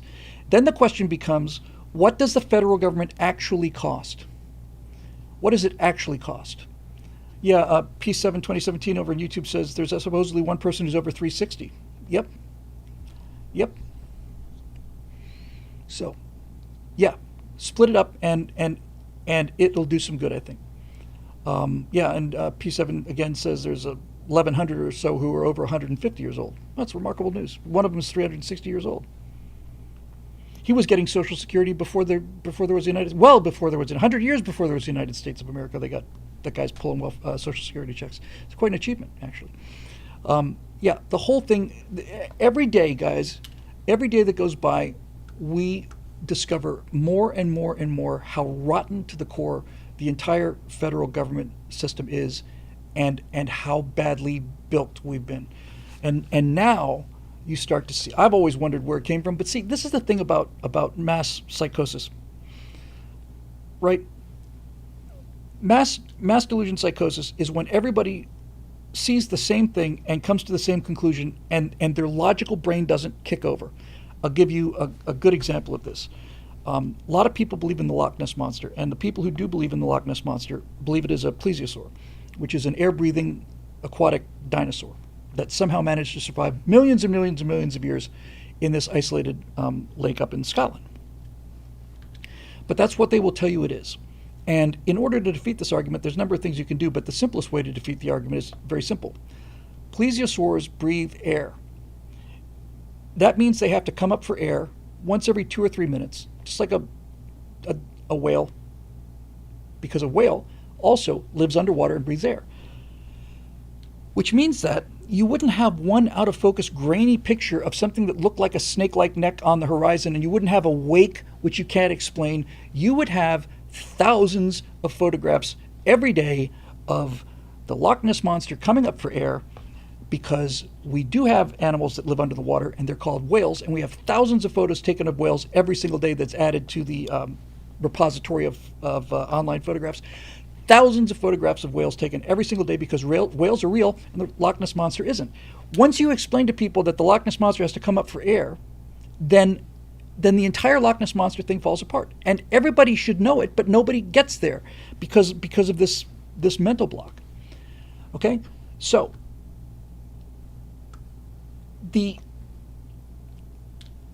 I knew that Nancy Pelosi was worth what $60 million or something. I thought it was insider trading. I knew that people like Barack Obama were worth 40, 50 million. I knew that Elizabeth Warren was worth 20, 30 million dollars. I knew that, and I knew it was suspicious, but that's where I stopped. I just stopped. And most of us stopped because we simply couldn't believe that. This is the thing about honest people. This is the problem. Honest people have a very, very difficult time protecting their interests against completely immoral people, because we frankly cannot believe that somebody would be that venal, that criminal, and that shameless about things. Shameless. We simply can't process that somebody would be stealing the kind of money that they've been stealing from us and accusing us of all the things they do in order to deflect attention and keep our heads down. So, yes, a short-ass bastard says there's nothing to eat in Loch Ness. Presumably it orders out for pizza. Yeah, it doesn't eat anything. And it's a limited area. It's a fairly large lake and relatively deep, but you got to come up for air, man. So we have a real hard time accepting that people could be this venal. I don't know if you've ever dealt with somebody who extorted some money from your company. I did. It was quite a long time ago now. And when I finally caught it, I wasn't angry. It's nobody that we know. Certainly not Shelley, who is the most honest person that ever lived on this planet. Shelley is the most conscientiously honest person I've ever known in my life. That's our current office manager. But at one point, somebody had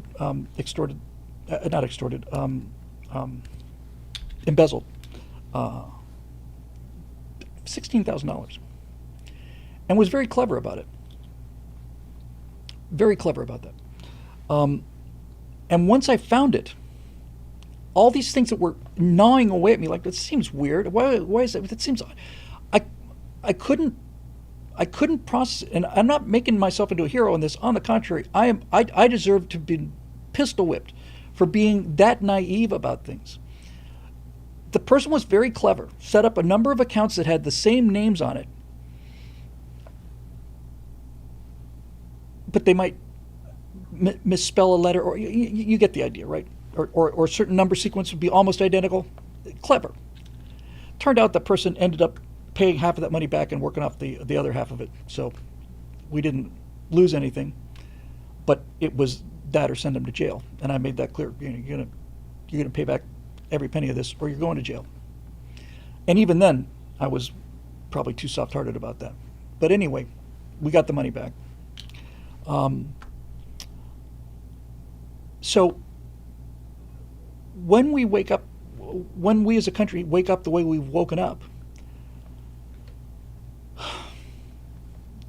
every day that goes by, we find more and more. And the people who are shouting the loudest, talking to you, Schmucky Schumer and Liz Warren and Schiff, and the people that are shouting the loudest are the ones who are got the most to lose and the most to hide. I loved seeing Elizabeth Warren say, "There's nothing in the Constitution that says that the American people get to see how their money is spent." I thought, good, run on that. I want that to be the Democratic Party platform from this point forward. That's why I think we're going to. I don't want to get overconfident, and like I said earlier, humans are logical and they're also emotional. There's something about the jinx, right? You don't want to tempt God. You don't want to say God himself cannot prevent another Republican victory. It's not what I want to say. But there are indications that the 2026 election, instead of flipping back to the out-of-party power, which is what usually happens, we might see what we saw in '94 with Clinton in his first op, where the Republicans picked up 8 Senate seats and 50 House seats. That may be like second best. I mean, we may see like a tectonic shift.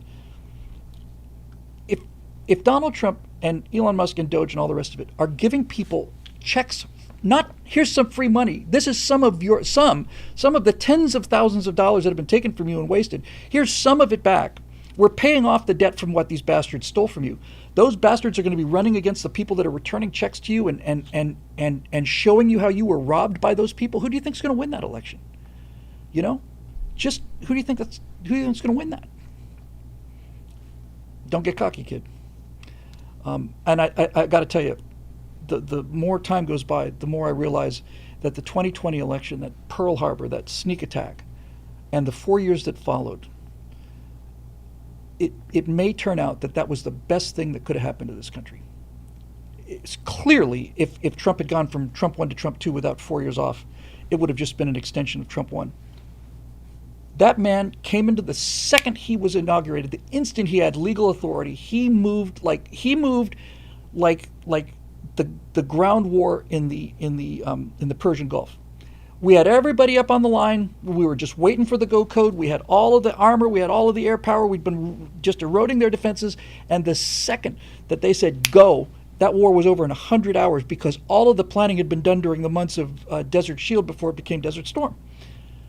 And Trump came in the same way. It's like, we're going to start with USAID because it's small and because the first thing that Americans are going to be angry about is seeing their money going to things like Sesame Street in Baghdad, or DEI programs in Afghanistan, or condoms for Al Qaeda. Condoms for Al Qaeda.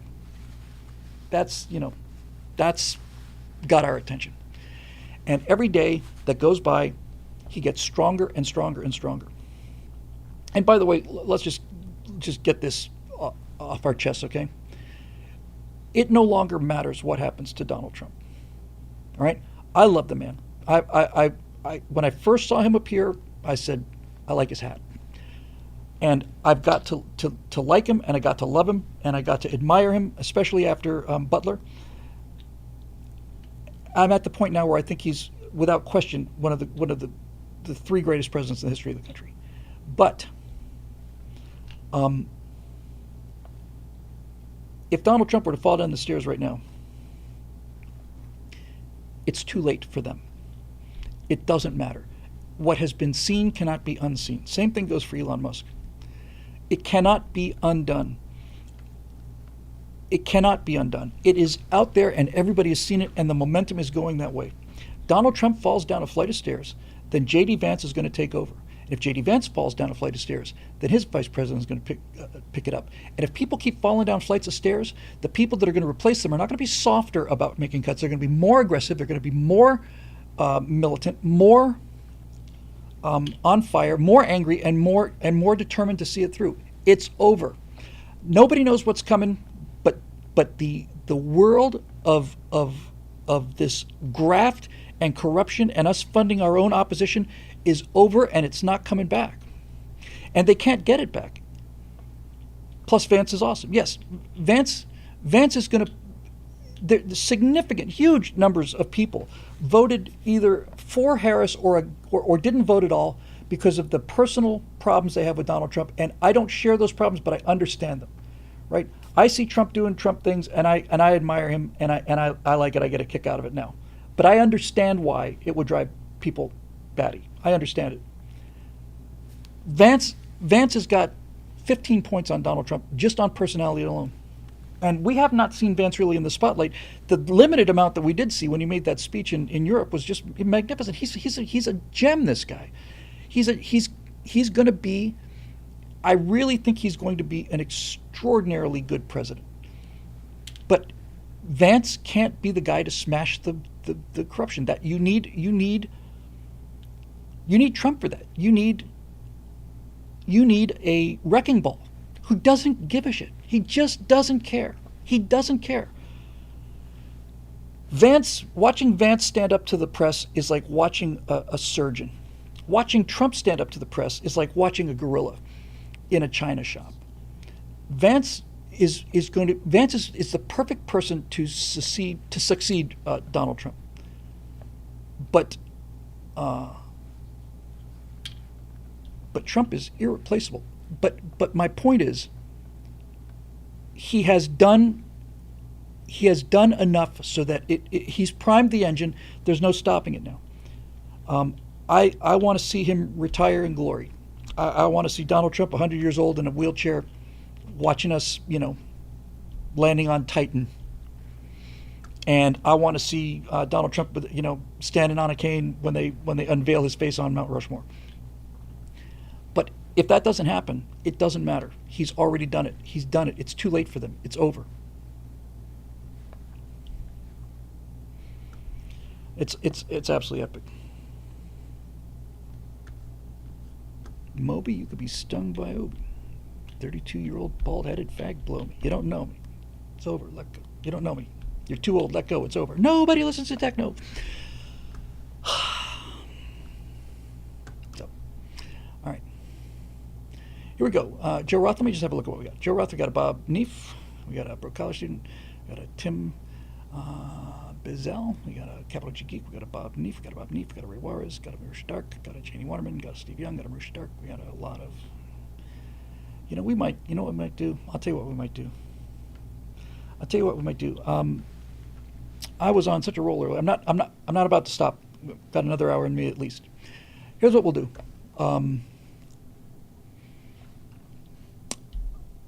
We're gonna add special edition Stratosphere Lounge tomorrow night. Okay. I don't want to do. I don't really feel like I got more than 3 hours in me, and we're only at an hour and a half already. But we'll do a second show. Yes, you heard me do Eminem. Absolutely heard me do him. Moby, you could be stung by Obi, you 32-year-old bald-headed fag blow me. You don't know me. Too old. Let go. It's over. Nobody listens to techno. It's epic. So yeah, let's just do another one tomorrow, and we'll get through these until I get horse, of course. Horse is a horse, of course, and then we'll do a Saturday Sphere Lounge. Yeah, it's the least I could do. All right, moving on. Joe Roth. Hey, Joe. Bill, what an amazing and fun-filled time it has been to be alive last month. Amen to you, brother. And you couldn't add anything to that. Oh, I missed a super chat, by the way. Sorry about that. J-Doc with a super chat says, I see Trump every single day telling me what he's doing, and they say he's not transparent, LOL. I saw something, I think it was the Babylon Bee. Sounds like it was Babylon Bee, who said that left complains about lack of transparency from the most transparent person in the history of the world, and they showed like a bunch of Elon Musk's tweets or X's or whatever the hell they call these things. And it was like Elon Musk, on X, and it was like, about to walk across the room for a sub sandwich. Have to tie my pants string up first though, LOL. Walking across the room now. Send. Yeah. I love it. Oh, it's Musk has access to our records. Yeah, he does. And you don't like the fact that only you have access to our records. We're coming up to your records now. How do you like it? Wilbur. Last Stratosphere Lounge, you discussed Trump possibly eliminating the income tax. Every time I mention this, someone tells me it would require an amendment to the Constitution repealing the 16th Amendment, which would be almost impossible. However, read the language of the amendment closely. The Congress shall have the power to lay and collect... By the way, because Congress has the power doesn't mean that Congress has to use it. Right?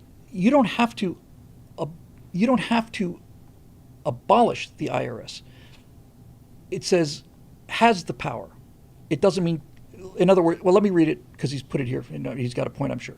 In fact, this is basically what he's saying. The Congress shall have the power to lay and collect taxes on incomes from whatever source derived without apportionment among several states and without regard to any census or enumeration. It says Congress shall have the power to lay and collect taxes, meaning it gives Congress permission if they so choose. That's exactly the argument I'm making. It does not say that Congress must lay and collect taxes, because if you needed a Constitution amendment to undo it, then the amendment would have read, the Congress will lay and collect taxes on incomes. That would require an amendment to undo. That's not what it says. All that's needed is legislation to be passed by the House and Senate and signed by the President abolishing the income tax. Right. They shall have the power. And maybe, who knows, maybe it's wise for them to keep the power. There may come a time when we are in a state of national emergency or something where it's necessary again. Undoubtedly, these swine will try to think of something. But in any event, yeah, that's the first thing I saw too. It's the same kind of thing that the same kind of conditional sentence that the Second Amendment has, with the well-regulated militia. Well-regulated militia being essential to the safety of the right of the people to keep and bear arms shall not be infringed. It doesn't mean that you have to be in a well-regulated militia. It just says a well-regulated militia is one of the many benefits that an armed population provides. It is I don't know if I would say it's a conditional statement. It's more of an example, really. In addition, the definition of income has never been defined by the Constitution, which means that Congress can pass legislation on what constitutes income. As far as I'm concerned, my entire salary is an even exchange for my labor, time, and expertise, rendering the net gain zero. Clever boy, Joe. The amount is irrelevant because I'm being paid what my employer thinks I'm worth, making it an even trade. Therefore, taxing that even exchange is theft, which makes all of us partial slaves. Amen, brother. This is beautiful. Beautiful to watch.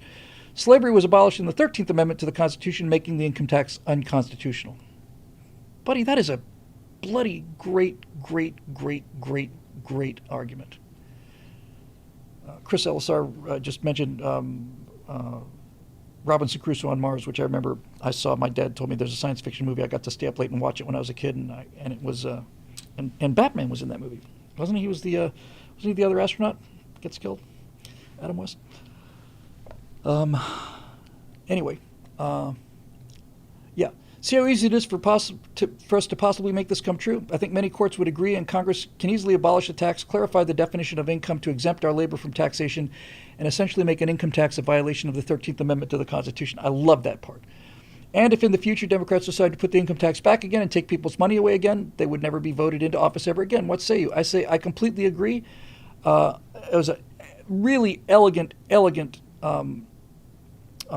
argument on a lot of levels, and if you don't mind, I'll just go ahead and use that, and I will try and credit Joe Roth whenever I can, because that business about free and fair exchange is like, no, I'm working, I'm giving up my time and labor, you're paying me, that's even. You don't get to. I'm not working for the government. You're taking money that was given to me for my labor, which means you are forcing me to labor without pay, which is slavery. That's prevented by the 13th Amendment. I love it. It's marvelous. I think it's marvelous. Roadrunner and greetings, friend Bill. When President Trump was sworn into office, he swore an oath to faithfully execute the office of the President of the United States and will, to the best of my ability, preserve, protect, and defend the Constitution of the United States. Now that activist judges are trying to usurp the powers of the executive and legislative branches based on a single Supreme Court decision, Marbury versus Madison in 1803, that needs to be overturned, concluding that the American courts have the power to strike down laws and statutes that they, in their opinion, find to violate the Constitution of the United States. Since this obviously violates the separation of powers goal of the Constitution, should President Trump take actions against the rogue judges to wrest the executive powers back to the executive branch, especially since the President's oath of office is specified in the Constitution, Article 2, Section 1, Clause 8, and the Marbury decision is nowhere in the Constitution? I certainly hope so. I need to head down to Costco and buy another pallet of popcorn. I think the best way to solve this problem is for the Supreme Court to reverse Marbury versus Madison the same way that they reversed Roe v. Wade. Just reverse it. Just simply say it was a ridiculous precedent to be set and has caused any number of unconstitutional deprivations of the executive branch. The idea that one federal judge can stop the executive, the chief executive, from taking action because he doesn't like it is insane. In fact, I used to believe, until I was schooled by, it might have been Scott Ott, who understands the Constitution beautifully. He did something called Freedom's Charter back at PJTV, which is a masterpiece on the Constitution.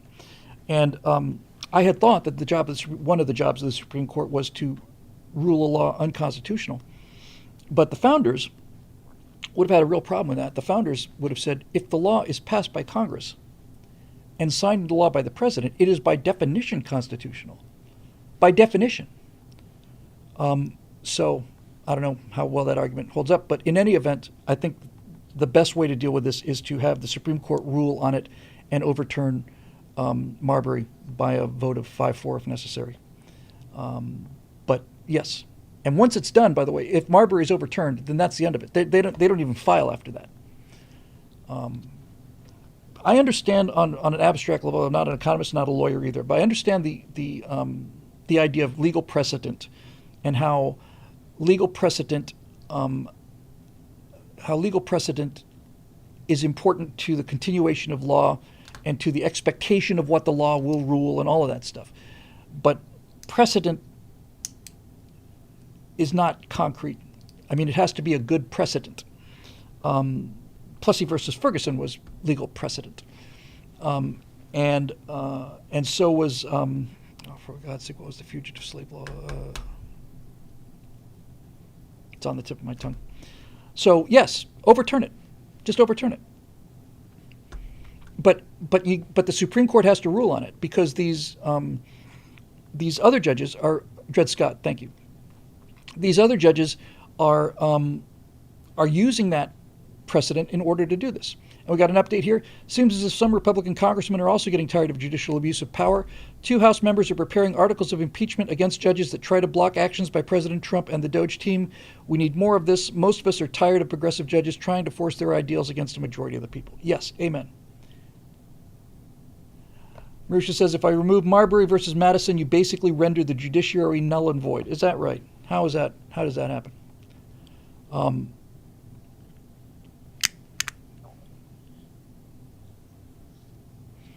The power and the definition of the judicial is defined by the Constitution, not by a ruling that the Supreme Court makes. The Constitution determines the powers of the Supreme Court, and it seems to be counterintuitive, at the very least, to say that if you remove an amendment or a precedent that came as a result of the Supreme Court, because SCOTUS has no power to interpret the law, even if Congress and POTUS both pass a law in contravention to the Constitution. Well, as I said, the idea that the Supreme Court could overturn legislation was anathema to the founders. And the powers, so what you're saying is that the Supreme Court would be less powerful than it is because it couldn't simply overturn laws because it found them to be unconstitutional. But that's not the theory of how the government is supposed to work. The government is supposed to work that the people will pass laws through their legislation. And as long as the laws are constitutionally implemented, then there is no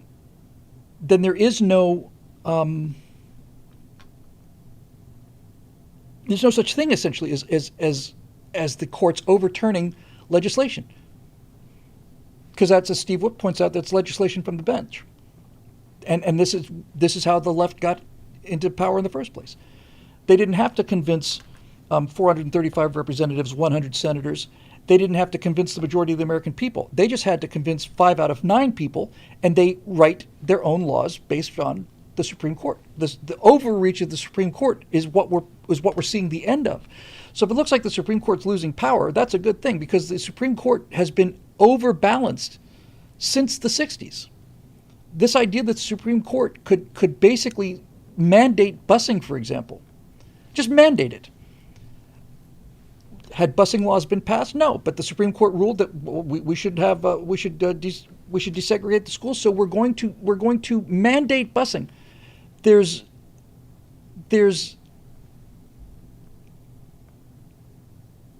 no there. Marusha says, without SCOTUS, there's nothing stopping Congress and POTUS from passing immoral laws with impunity. Yes, there is. There's the people. The people. This idea that you need people in black gowns to police legislation is very dangerous, because what you're basically saying is that 5 people should be able to overrule the majority of the American population. I don't buy that argument. I just think that, and I don't think that that's. Look, if SCOTUS was supposed to have that power, it would have been enumerated in the Constitution, and it wasn't. That's why you needed Marbury in the first place, in order to do this legislation from the bench. SCOTUS, the idea that SCOTUS is somehow a repository of morality, immune to political tides, and that the legislative and the executive branch lack it, is a violation of the entire idea of a Republican democracy. The people are the repository of morality. The people are, and that people's virtue and that people's morality is expressed through their representatives, their senators, their presidents, and the president appoints the Supreme Court. To say that you need SCOTUS to uphold laws of morality is to assume that the population is immoral by nature. And I just don't buy it. Sung Wukong with a super chat, what's the argument against judicial review? I don't really understand the question, to be actually honest with you. Lord Bio says Bill's argument had merit when states appointed senators. With senators elected, that check is lost. Well, I didn't screw things up, but this is a case where the cure is worse than the disease. So I just don't buy it. I think the idea that a judge somewhere can stop the executive of the United States from exercising his powers that are granted to him in the Constitution, when his ability to do that is predicated on a precedent, while the president's authorities are outlined clearly in the Constitution. So what you've got, Marusha, is you've got a clash between presidential power on one hand and the judiciary stopping him or blocking him on the other. The president's power is enumerated in the Constitution in writing in so many words, says the president has this power. The ability to block that power is not enumerated in the Constitution.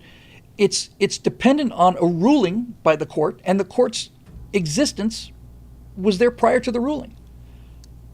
So I don't put the weight of what, look, when the Supreme, somebody asked me about this once on some issue.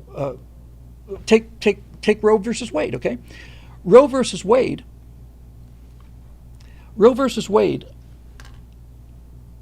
basically says Roe versus Wade was a precedent that was set by Supreme Court decision, and that Supreme Court decision was wrong. I think the decision in Marbury was wrong. That's my opinion. I'm not going to get into the details of it right now. Steve Whoop says, Bill, inferior courts is not the Supreme Court, do not have the power to call back on the executive. And this I agree with, by the way. If the Supreme Court were to say the president has exceeded his authority, I would take that I would give that an entirely different weight than having 1 out of 1,000 of these judges, any one of 1,000 judges, saying, I don't like it, we're going to block it. That's where the essence of the conflict is. If you want to put the Supreme Court up against the executive branch, that's one thing. But this is not the Supreme Court. It's not the Supreme Court that's blocking Trump. That's the only court that has any possible say or any possible bearing on the actions of the chief executive would be the Supreme Court. It's not the Supreme Court. If the Supreme Court were to bar the president from doing something and the president were to go ahead and do it anyway, that would be, in my opinion, a genuine, actual constitutional crisis. But that's not what we're seeing. There's thousands of these individuals, and these individuals are selected from. Some of them are extremely right wing, some of them are extremely left wing, but they don't have that power. They don't have the power. Now, unlike Joe Biden was blocked by the Supreme Court with his thing, and Joe Biden was proud of it. Says the Supreme Court blocked me, but they didn't stop me. Okay, fine. That is an actual genuine constitutional crisis. The Supreme Court blocked me, but it didn't stop me. When the Supreme Court tells Donald Trump that he's got to stop doing things that the executive branch has authority on, then I'm going to listen. But it's not the Supreme Court. It's some yahoo somewhere from Oregon or Portland or something, or wherever the hell this guy is. Or same thing with the felony charges against Donald Trump, right? Those felony charges were not brought by the Supreme Court. He wasn't impeached. They walked it down until they found a person who had some legal authority to take the case, and clearly illegal and partisan and would be overturned by any impartial ruling. But they found people to do it. So, in my opinion, I think the charges against Donald Trump are dropped the second he becomes president. If a judge can block a president, another judge can block the judge. See, this is why the whole thing is absurd. It's just ridiculous. We understand how this goes. Marbury versus Madison only gives the ability to declare constitutionality to the SCOTUS, not the lower courts, so your argument doesn't apply. Well, the lower courts are using Marbury versus Madison, so you tell me what you think we ought to do.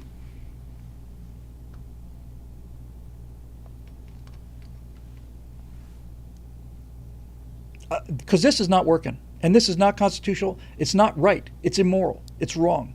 Anybody can tell it's wrong. And if it had been the other way around, if it had been the parties had been switched, I'd still say it's wrong. If we had a lower court I see what you're saying, Marisha. Okay. All right, you have a point. Maybe that's the way to do it. Appeal to the higher courts. But that appeal to the higher courts has to set a new precedent. We can't go through this every time. So what needs to happen is the Supreme Court needs to hear this case. They need to rule against this kind of thing happening. That's a new ruling and a new precedent. Keep Marbury then, fine. But put an end to this. Put an end to it. That's probably a better solution. Broke college student. Topic, the vibe shift in the online right. Hello, Bill. Seems to me that the vibe is much more radical in and beyond the U.S. Yeah, you bet, buddy. This increase in support for radicalism seems to be supported more by the young under 40, of which I am one, and they seem to be further along than their establishment conservatives. I agree.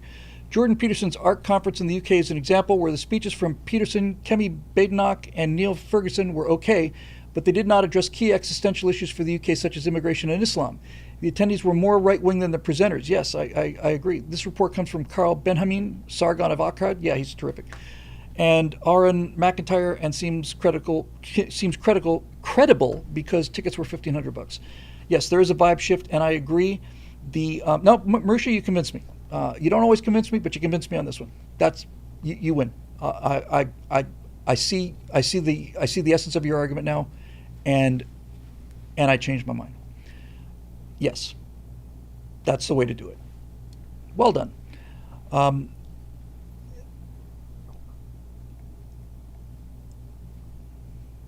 The vibe shift can be seen in the rise of popularity of anonymous online accounts and the rise in popularity of AFD and Reform UK. The point is that young people, even on the right, do not share many of the political concerns and goals of the older generation. They do not want to go back to the 90s. They like people like Peterson and think he does good work, but are not fit for the needs of the current political movement. This is fascinating. The questions: what's the difference between containment conservatives and conservatives with different perspectives? How to handle the left-me crowd when they engage in tone policing of those to their right or won't touch issues like mass deportations. Barry Weiss, for example. Why should or would the radically inclined trust the moderate centrists? Well, let's deal with these one by one.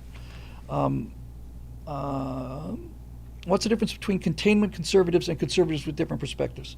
I've never heard the term containment conservative before, but let's just say for the sake of the argument that prior to Donald Trump winning, and especially after being inaugurated and his actions since his inauguration, let's just say that prior to that, I was a containment conservative myself.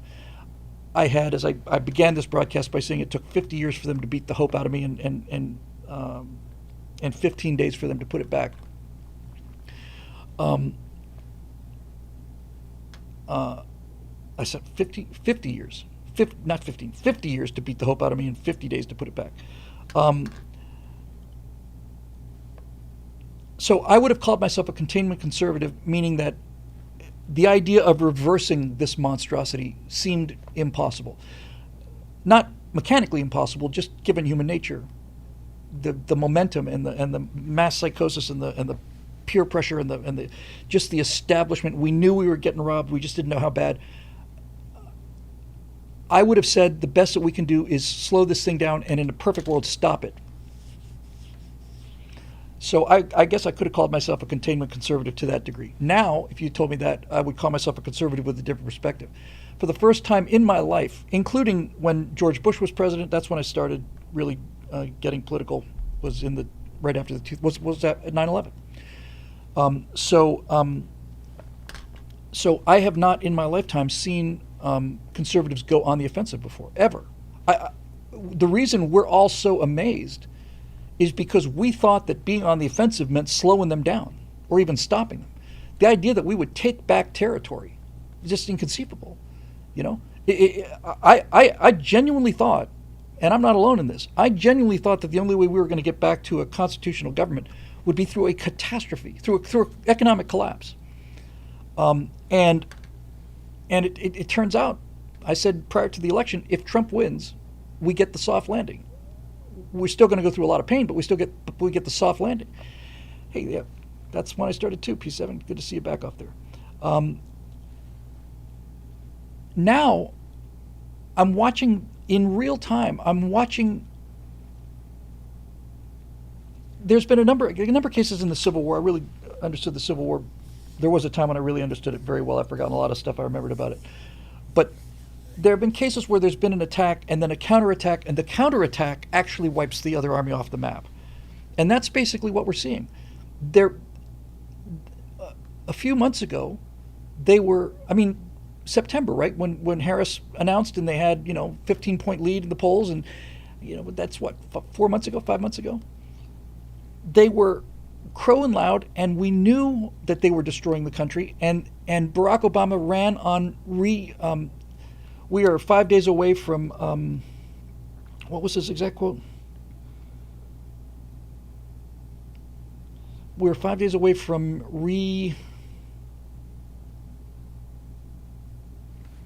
it's going to come up in the comment section in just a second here. People have better memories than I do.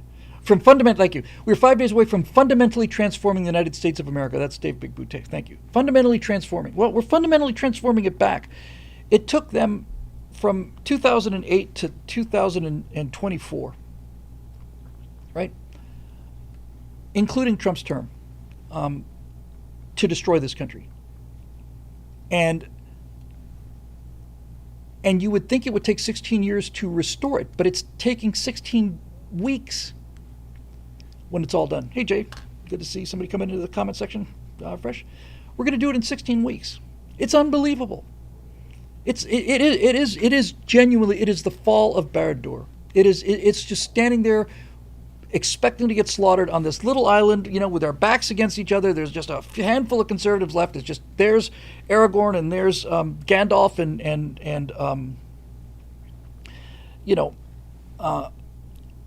and we're going to fight to the death, and we're going to go down swinging, and that's the best we can hope for. And then all of a sudden we look up, and the eye is looking in panic, and the foundations of this black tower collapse, and down it comes.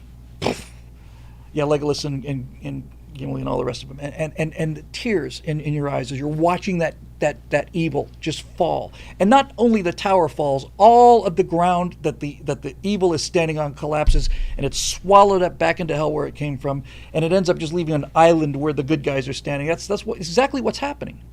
They're taking the hobbits to Isengard,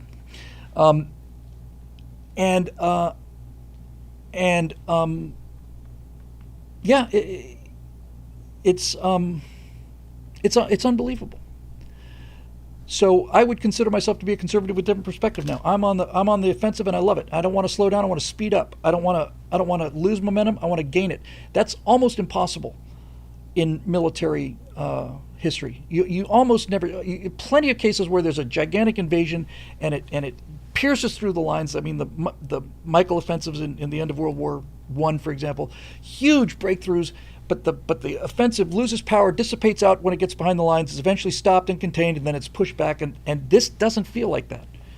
This feels like we're going to run them into the river, and we're going to just cut them down with our kids. This feels like Canny. This is like Canny. This is like we've got them encircled on both sides, and we're just hacking away at them, and they're kind of fighting on the periphery. But at the Battle of Canny, for those of you unfamiliar with Canny, it's generally quoted in military history as the greatest single victory in military history.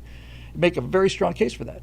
So the Battle of Canny, you've got Hannibal, who's a Carthaginian. He brings his ragtag army over the Alps, sneaks in the back door of Rome, whoops him, takes him down to near the bottom of the Italian peninsula, this little place called Canny. He's got his army. He's badly outnumbered. Usually a Roman legion, a consul would take 2 legions with him. But they sent 2 consuls and 8 legions. And since they had so many men, Hannibal looked at this and said, we're going to use their numerical superiority against them. He picked ground that would put them into a funnel. He has a line standing. The Romans attack. The Carthaginians fall back, and then on a given signal, the Carthaginians break and run.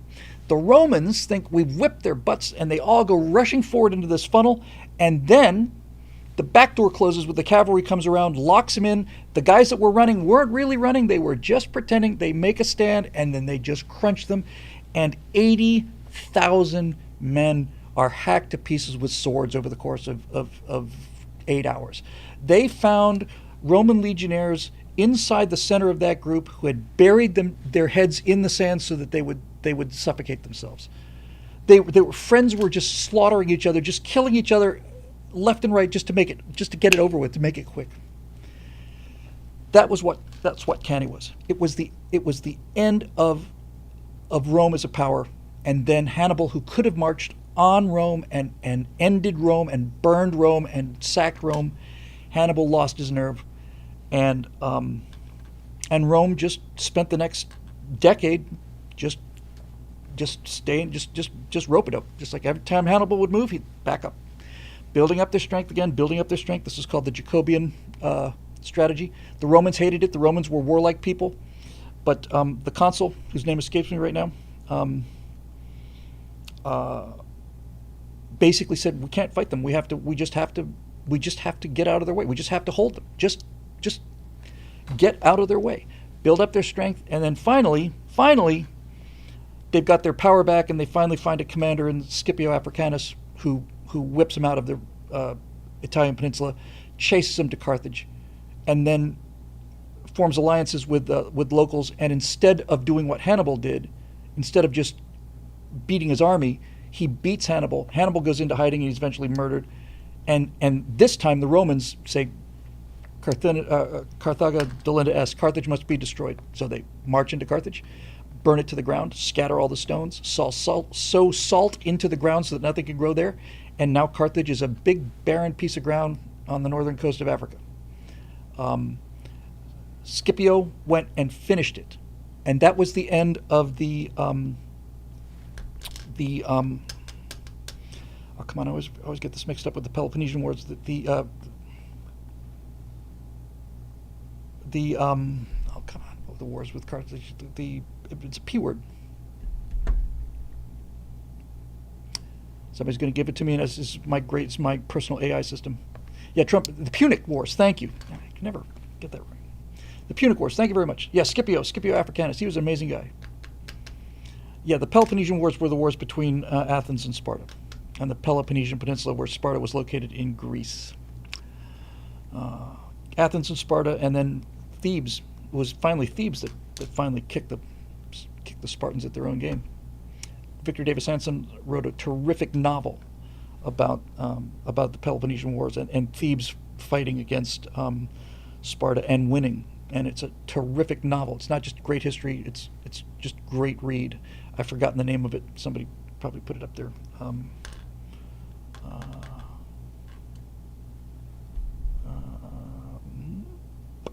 Anyway, it's a terrific read, and you really want to get a sense of what battle was like. There's not a better person to tell you than Victor Davis Hanson, who's a fantastic fiction writer, and you really feel like you are in the line there with other farmers fighting the Spartans and beating them, you know. Tom Bizzle. Hello, Bill. Want to know your thoughts on an actual federal budget being passed and the ins and outs of what it may lead to. I recall you saying years ago that there was an issue with military aircraft maintenance because there wasn't an actual budget. Can you expand on that? What other issues were there? It was actually naval maintenance, Tom. I had a chance, and I may get this chance. In fact, I need to call. I ran into a friend of the Navy, who was the guy who got me on. Second, sorry, I just need to.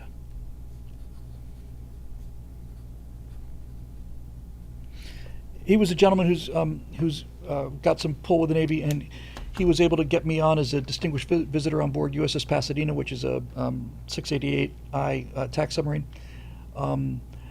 and also on board USS Spruance, DDG 111, and says he thinks he can get me on a carrier.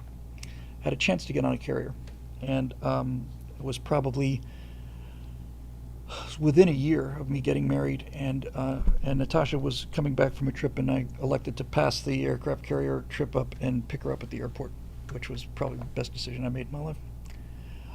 But when I went on board on, I'm pretty sure it was on board the Spruance, the second trip, we got a chance to spend some time with an admiral who was in charge of, he was, would it be ComSync Pack? He was the admiral who commanded all surface. He commanded the Pacific. He was the commander of the Pacific Navy. He was a 3-star admiral, I think, and we were on the admiral's. Is that a launch or a pinnace? The admiral's boat, and we did a tour of San Diego Harbor. Yeah, sink pack. He must have been sink pack fleet. He was. This is present day. This was just, I don't know, 7, 8 years ago, maybe 10 years ago now. And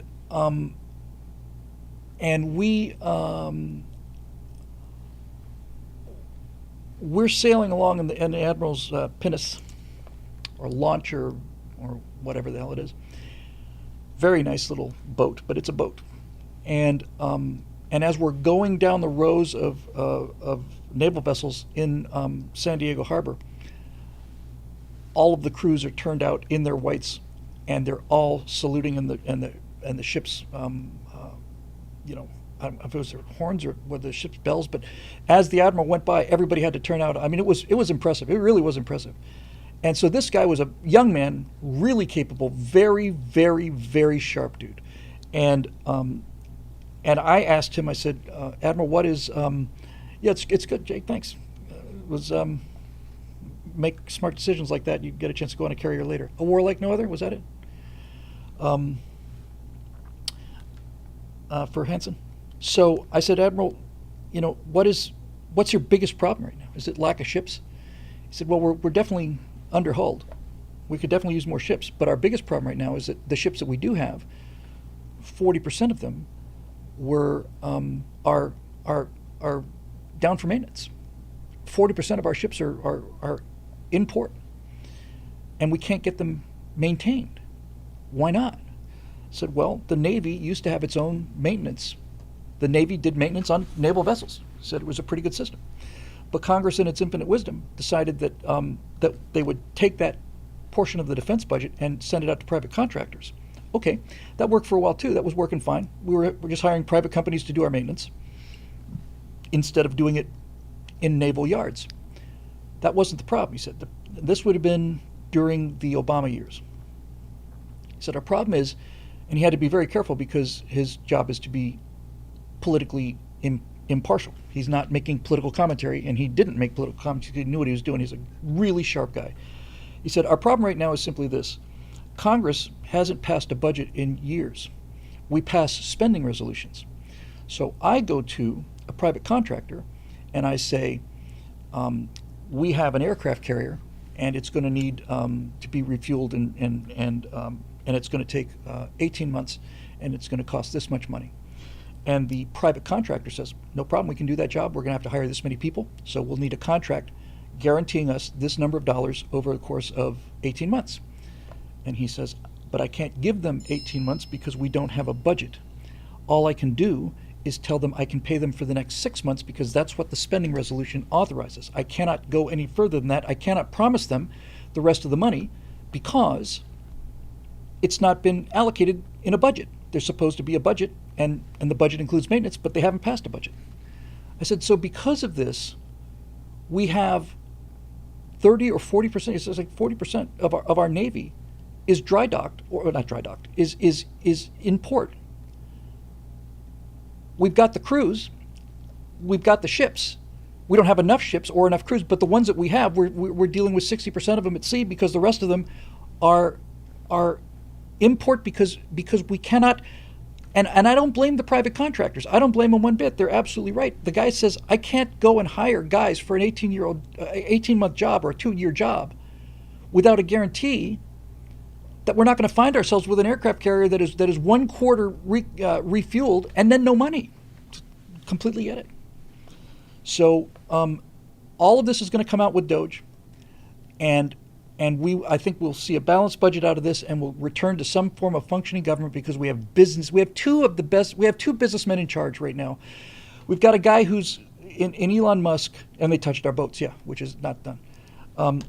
We've got Elon Musk, who has not only started and run SpaceX, but started and run Tesla and the Boring Company and Neuralink. It's hard to imagine 4 more different companies, Starlink, all of this stuff.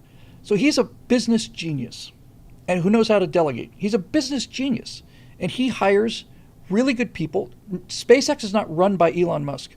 Elon Musk provides the vision for SpaceX, but SpaceX is run by that woman whose name I do not remember, but she is kicking ass. She's running SpaceX, and he does this.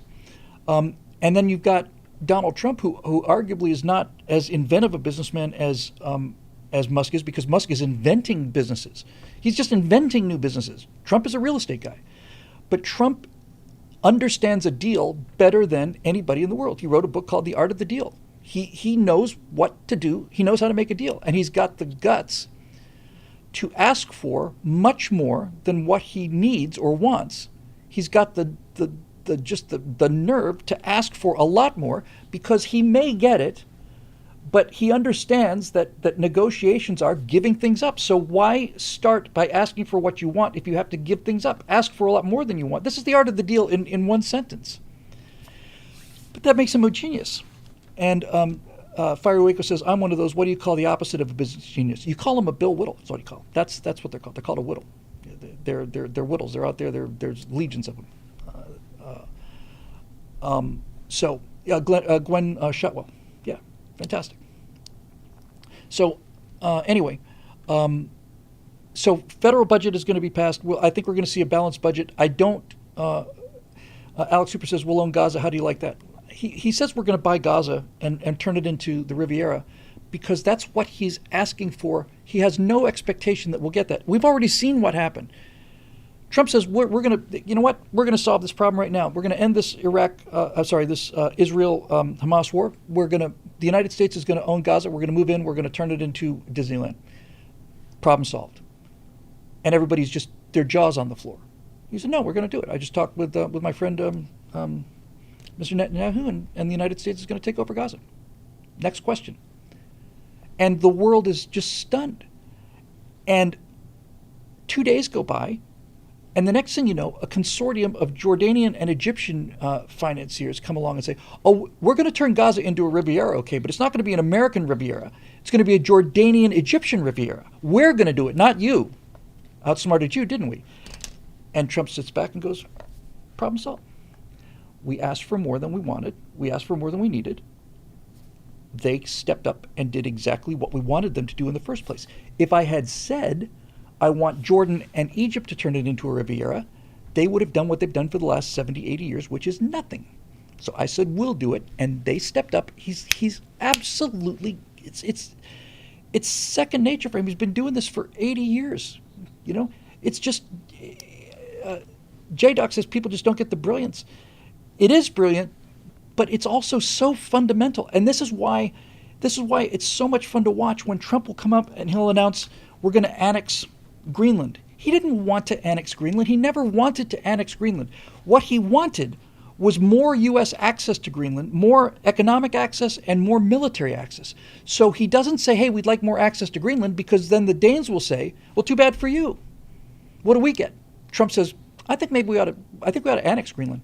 Maybe Denmark's not a real powerful country. Maybe we'll just take it. Maybe we'll take it. And so Denmark says, we don't want America to take Greenland. Jesus Christ, we can't stand up against America. I'll tell you what, America. How about if you bring all your companies in and we'll give you all the bases you want? How would that be? Well, we'll see how that works. It's exactly what he wanted. That's all he wanted, and it's awesome. It's just, and every single time that if Trump wants $1 million, he asks for 5.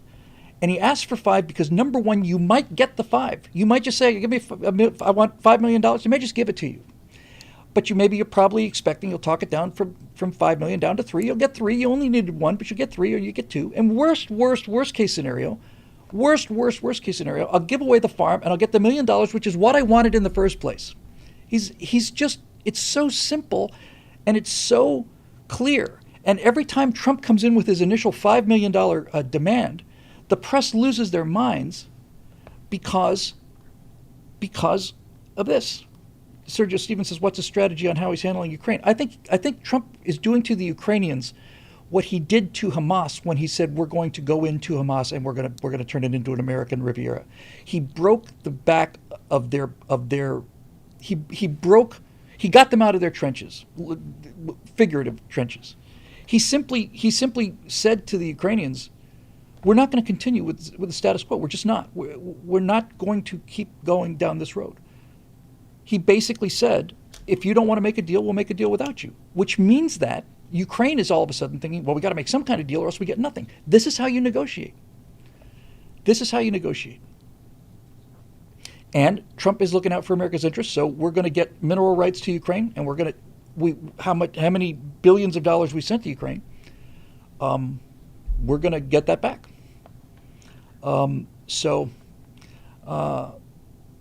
Yeah, Marisha says, I don't like how he basically blames Zelensky for starting the war that we all know Russia invaded unprovoked. Trump is saying they were provoked. But look, the point is this. He understands that in order to end the Ukraine war, he has to have two things. He has to simply dislodge the Ukrainian position that every single inch of ground is going to be kept. He's got to get him out of that trench because otherwise there's no negotiations. Putin's never going to settle for that. So what he's doing is he's acting like he's breaking the back of the Ukrainians. This is, in my opinion, my read of it. He's coming across as if he's breaking the back of the Ukrainians. He's essentially said verbatim, I don't care what Ukraine thinks. We don't care what Ukraine thinks about this deal. Now, that's not what Trump is actually saying. That's what Trump is saying. That's his $5 million opening bid. We don't care what Ukraine says. What does that do to Ukraine? Ukraine says, whoa, whoa, whoa, whoa, whoa, whoa, whoa, whoa, whoa, whoa, whoa. What do you mean we're not part of a deal? Now they want to be part of a deal. You see how it works? It's simple. It's simple. And he's going to figure out what Putin can take, and he's going to give Putin and Zelensky something where they can both go home and say we won. But he couldn't break the Russian position. The only leverage he actually had was the leverage we had over Ukraine. So he had to dislodge Ukraine first to get them out of their position that they've been in for 2.5, 3 years. Now, Russia is in his debt because Russia doesn't want to be in this war. Russia does not want to be in this war. Ukraine has destroyed Russia. It has just destroyed them. It's taken their military and smashed it. And worse than that, it's smashed their reputation. So now he's got tremendous leverage with Russia. The left is going to howl that he's a Russian puppet, but he's dictating peace. So, I'm in awe of the man. And every time he says something that just shocks me, even like he said, what? I simply say, okay, that's what he said. What does he want? What does Trump really want? Not what is he saying? Do we really want the United States to rebuild Gaza? I don't want the United States to rebuild Gaza. I don't. I want Jordan and Egypt to do it, which is exactly what Trump got. I don't want and Wesley Bruce, my friend Wesley Bruce is right too. It also forces Europe to step up. So Europe's position prior to this has been, by and large, okay, we've got America at our back. Russia's weak. We can afford to do nothing. We can afford to spend 1% of our GDP on defense and have all these social programs and criticize America for being backwards, and they don't have universal health care, those savage Americans. Turns out the American taxpayers are paying the defense bill for Europe so that Europe can have its social programs. So what Trump is doing now is saying, not only does Europe need to pony up, but we're going to start getting chummy with Texas. So Texas. I just saw Texas in the chat. We're going to start getting chummy with Russia. Now Europe says, wait a minute, not only do we not have the United States as a backstop, now Russia is advancing, and the United States is talking about being on that side. That leaves us all alone. We've got nobody at our back anymore. We're going to have to start paying some money. And that's exactly what Trump wanted. He's not going to pull out of NATO. He needs to scare the living daylights out of the European liberals who've been taking advantage of American taxpayers. And boom, he's going to get them to pony up and pay. Boom. It's just like that. This is what happens. See, we have said my entire life, from the time I was a little boy, when my dad would talk about the President of the United States, he would say, the most powerful man in the world. President of the United States, my dad was proud American. I inherited all of that. My dad would say the president of the United States is the most powerful man in the world. And I always said that. And when Barack Obama was sworn in, he was the most powerful man in the world. And Joe Biden was ostensibly the most powerful man in the world. He didn't know what day it was, but he had the legal authority. Whatever you think of Joe Biden legally had the authority to be the most powerful man in the world at any time. He could have insisted on something, and he would have gotten it because he's president of the United States. But Donald Trump is the first man in my lifetime, and maybe I can't think of the previous example would have to be Abraham Lincoln, who was not the most powerful man in the world. Abraham Lincoln was nowhere near the most powerful man in the world. The most powerful man in the world was probably the Prime Minister of Great Britain. It was a much more level playing field.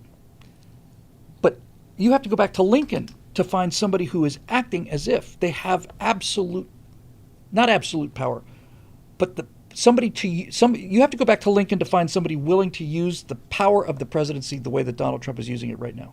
It's freaking absolutely epic. Alex Hooper said Empress Victoria. Even Victoria was not. Victoria did not govern. That was a constitutional monarchy. Victoria had to approve the prime minister. The prime minister was elected with parliament. That argument was settled back with Charles I. Sung Wukong with a super chat says Ukraine didn't have a chance at keeping land with any talks. The only reason they are here is because of us, because they're in a weak spot. I don't see how it makes us look strong, but I'm watching the Don cook. Watch what the Don does. He's going to put an end to this. Trump said, look, all of these cities are destroyed. Millions of people are dead. None of this had to happen. It wouldn't have happened if I'd been president. He's right. So, Charles II. Thank you, Dave. Well, Charles II's kind of results. Charles I and the Commonwealth and Cromwell and all of that stuff. But you get the idea. All right, moving on. Capital G Geek. What are we doing? 226. Let's see what we got. Okay, here's what we're going to do. We're going to do Capital G Geek, and we got 2 Bob Neeps. Then we got a Ray Juarez, which is, hey, Bill, do you think Gen Z's become the written-off generation? I'm going to take that one tomorrow night. So we'll take that and everything after that tomorrow night. Mersha Dark, Jenny Waterman, Steve Young, Mersha Dark, and then whatever new questions we'll try to get to as well. All right, so if you've got questions and you're a member at BillWhittle.com, just go to the existing forum and put them down below the bottom one here, and I'll get to as many of them as I can. But we're gonna break it because I like Ray's question a lot. Do you think Gen Z has become the written-off generation? I really want to deal with that, and I want to start with that tomorrow night. So we'll do that. Okay. Let me just check one thing here real fast. 234 people on YouTube. Hooray! Thanks for watching, everybody. It's great to be there. Let's see, Bruce with a super chat. It's not about Ukrainian land, but the people trapped on it. But Trump will force a solution. Trump fired the new Joint Chiefs of Staff today. Good. Thank you, Peter. Thank you very much. Okay, so let's do these 3, and we'll wrap it up. Capital G Geek. Greetings from the swamps of Northern Virginia. I can't wait to see this. It ought to be the swampiest place in the world.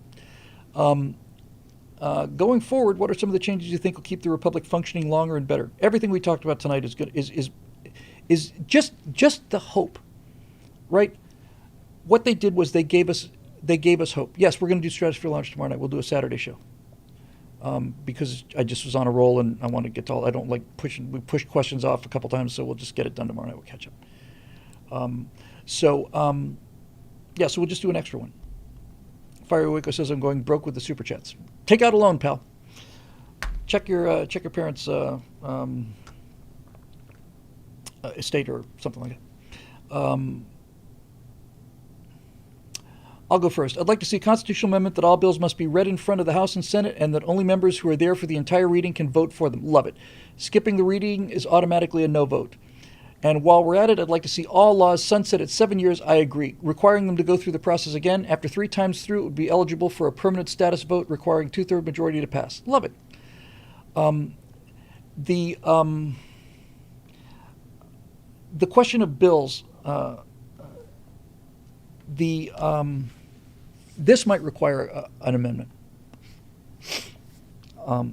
But I dealt with this in the virtual presidency. I said the thing about there are some things that are obvious. So they passed some omnibus bill, right? And the bill is 15, not 15,000 words, it's 15,000 pages, and they're written by congressional staffers who insert one little bit, and nobody's read the whole thing. Well, I remember one congressman said, "I've read the entire bill." It was the Obamacare bill, I think it was, and somebody said, "Well, you'd have to be reading 24 hours a day for 6.5 months, and the bill's been out for 2 months." So no.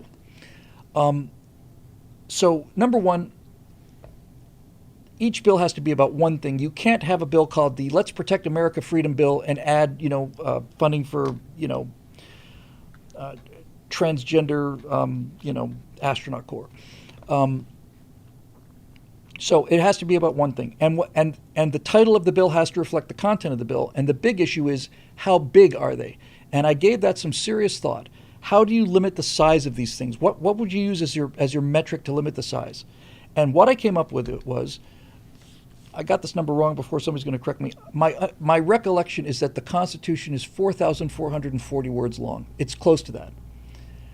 If the entire Constitution, the entire assembly manual of the United States government is 4,440 words, then that is the maximum limit of one bill that the government can pass, 4,440 words. That's the limit. It's got perfect symbolic value. It's big enough to, we deal in a more complex society than we had at the time of the founding, but it's a reasonable amount. It's a readable amount. You cannot have a bill that is longer than the Constitution. That is the source of the authority for the bill. I thought that was if I do say so myself, I thought that was a brilliant marker. Thank you very much, Patrick Brady, for a $20 super chat. Great show as usual. Thank you very much. Thank you for the kind words. 4,400? Oh, it's not 4,440. It's 4,400. Yep. The bill has to be about one thing. Name of the bill has to reflect what's in it, and the maximum limit is 4,400 words. It is the length of the Constitution or less. And if you can't get it under there, then we're not even gonna bring it to the floor. It's really elegant, and this would solve a lot of our problems, because this is where the fraud sneaks in. This is how money is allocated, because nobody reads a 15,000 page bill. Nobody can read it. So you just slip a little line in there about, we're going to send two. Stacey Abrams isn't getting $2 million for a project she's working on. She was allocated $2,000 million. $2 billion were going to Stacey Abrams. And where did that authorization come from? Well, it's in one of these omnibus bills on page 672, paragraph 19B, subsection Q. Yes, and P717, the 2017, Nancy Pelosi defines herself when she says we have to pass the bill to find out what's in it. That is, it's not a Freudian slip. That's a midwit revealing her true colors on the defensive. So, there you go. And then as far as sunsetting all laws, I kind of think that we should sunset. I think every law should be sunsetted. I think murder should be sunset. I think that we should have legislators spending 90%, maybe 95% of their time should be reauthorizing existing laws, and if they don't reauthorize them, they go away, which means that if they have 10,000 laws that they need to look at, I'll go back up and get those super chats. Thank you, Roadrunner. Then first thing we better do is reauthorize the law against murder, rape, arson, that kind of thing. And then we can get down the list. And you just basically make sure that these legislators are mostly making sure that they're renewing the laws that we need, and then just have all of the rest of this stuff just expire. It just expires.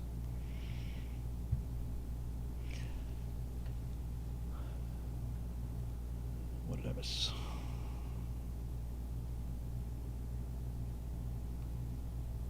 I'm looking for them. They sure do stand out, so that's nice.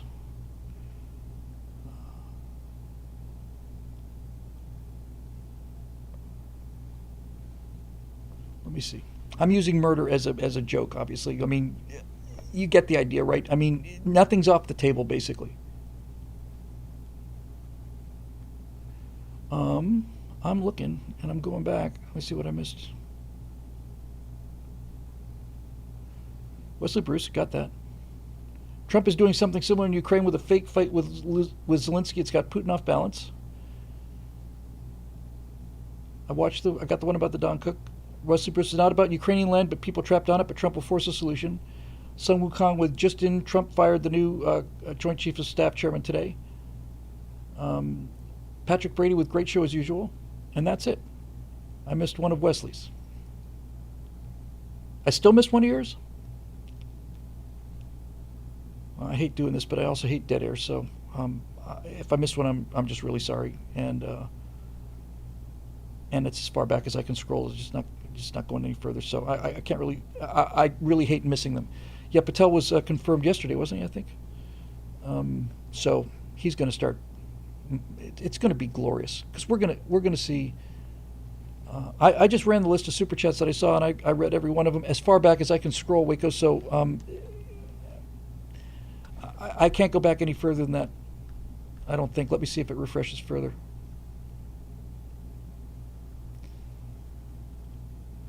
Hang on. Maybe I can do it here. Hang on a second. Hang on. Working.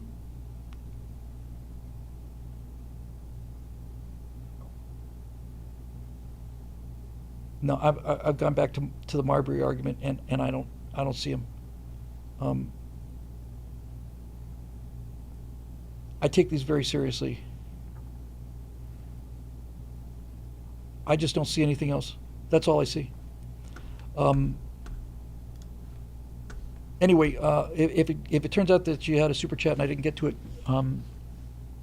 if you're a member, go ahead and put it in the forum, and if not, just I'll try and get to it tomorrow. Make it a dollar super chat or something, and I'll just get to it if I can. Then sorry about that.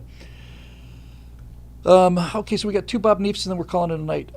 I've heard that our 11 carriers are more vulnerable than ever given the new high-tech and low-tech threats. Your thoughts? Yeah, I'm worried about this. And I have some, I don't want to say practical experience, a theoretical experience, game theory experience.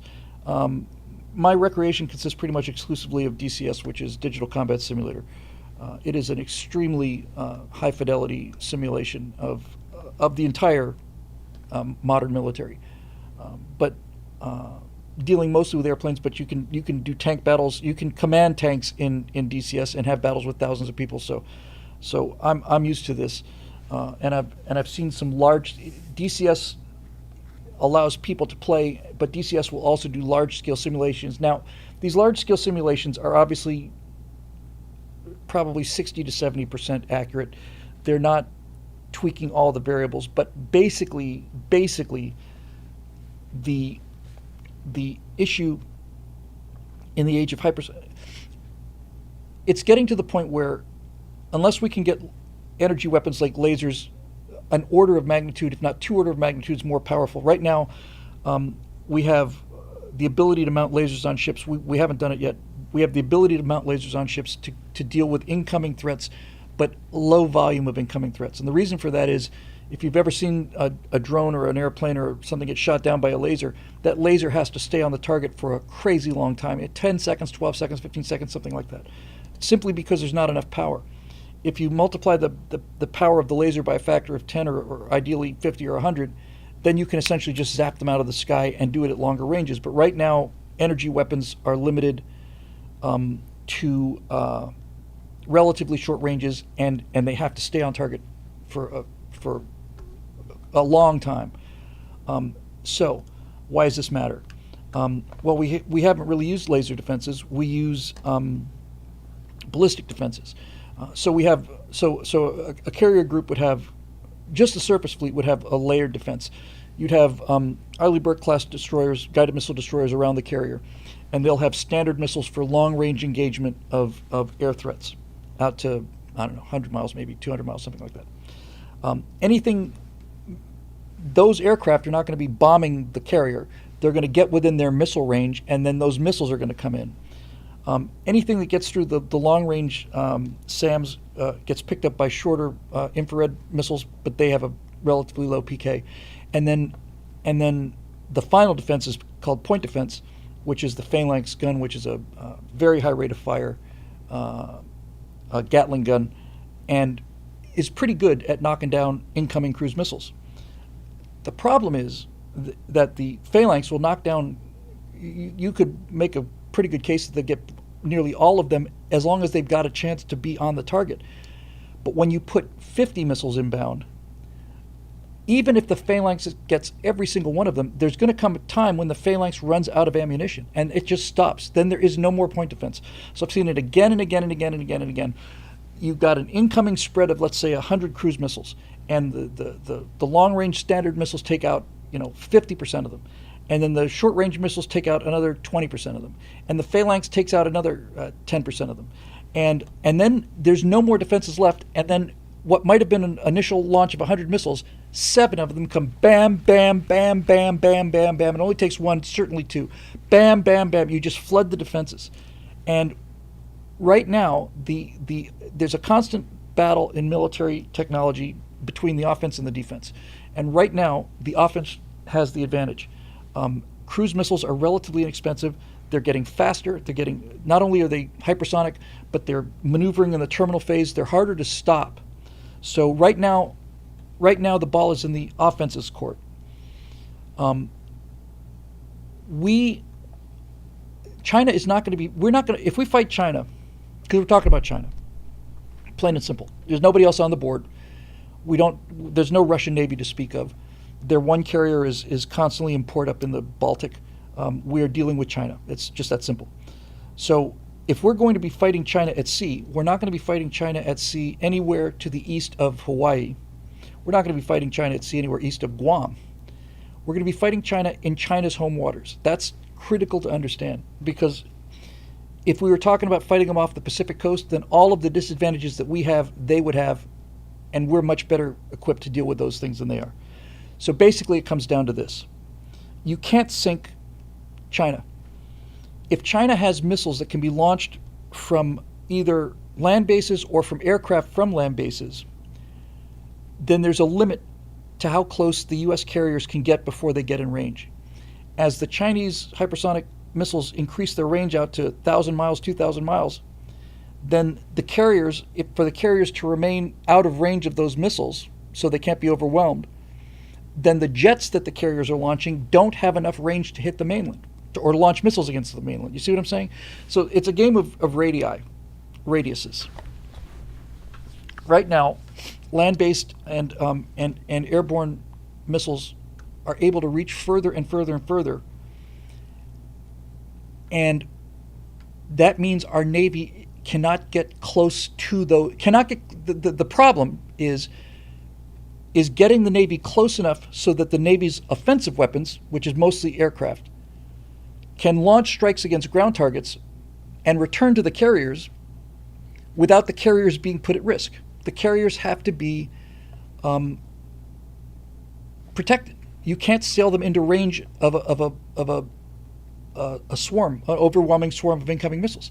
You'll get most of them, but you have to get all of them, and you won't get all of them. So it all comes down to what is the range of the weapons and what are the range of the missiles. Now, when you get into these the battle of the radii,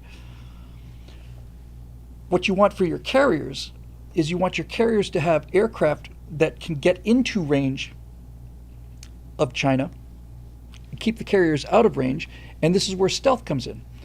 The F-35, which I was a fierce critic of, I have completely changed my mind about that as time has evolved. Number one, the F-35, when it went up against the F-16 and lost in a dogfight, the F-35 was still working on like an alpha version of its flight software, so that wasn't widely promoted. And I had been a big fan of John Boyd, and not only a big fan, I worshiped John Boyd in this idea of having aircraft that are more maneuverable than the enemy, because in the 60s we thought that we could rely on missiles.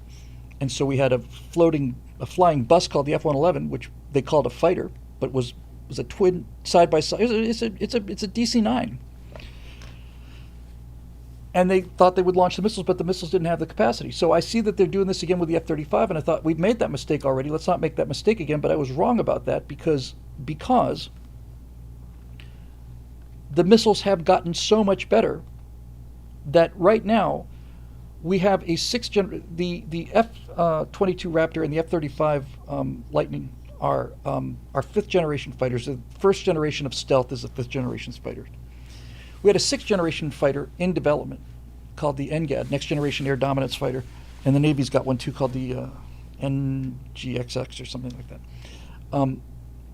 And these things are well along, well along, spent a lot of money on those. However, there's a chance that these things will be canceled. Musk has openly said that it's insane to have piloted airplanes. I think he's wrong about that, but what it's starting to look like is this. This is the latest.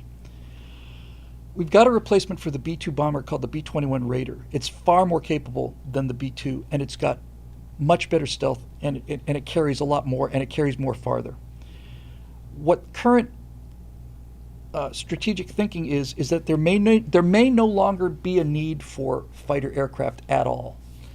If a bomber is able to get close enough to enemy fighters, that bomber can carry, instead of carrying 6 air-to-air missiles, it can carry 50. The theory is that the bombers can get in close enough without being detected to get their missiles off, and that the missiles are so effective, especially the AIM-260, which is the long-range missile.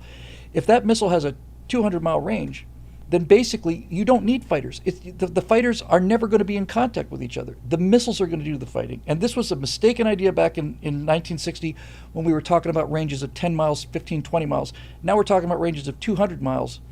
But there is genuine talk among defense analysts that we will cancel the sixth-generation fighter because we have essentially a sixth-generation bomber that can carry all the air-to-air, air-to-ground weapons.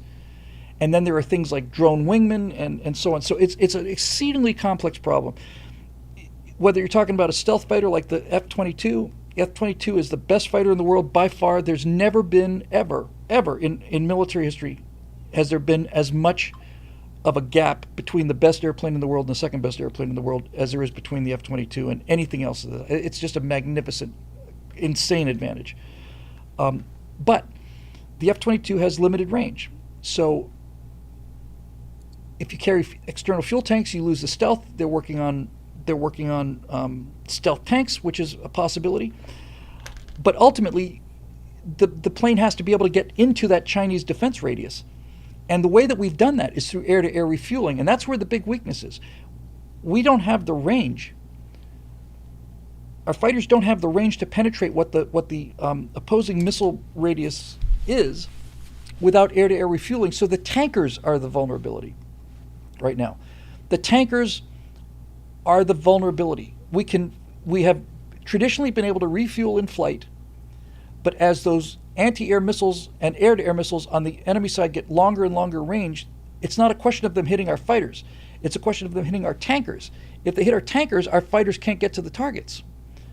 So I'm thinking things like, I really think we're going to be seeing drone tankers. This has already been done. We've been refueling from drones for a while now. But I think the answer is going to be, instead of a gigantic, huge C-130, a KC-1, instead of the KC-130, what the hell's the matter with me?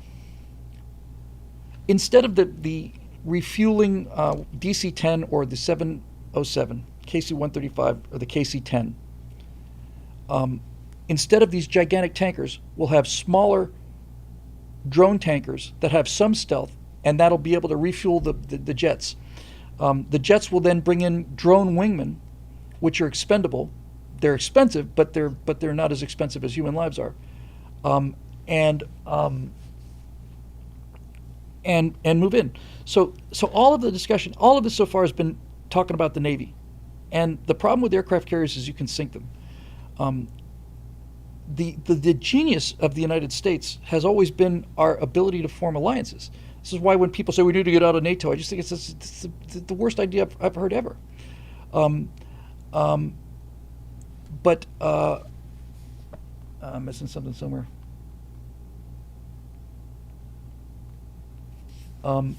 So we have bases, I think, in 180 out of the 220 some odd countries in the world. I think we have bases or facilities of some kind in 180 of those. So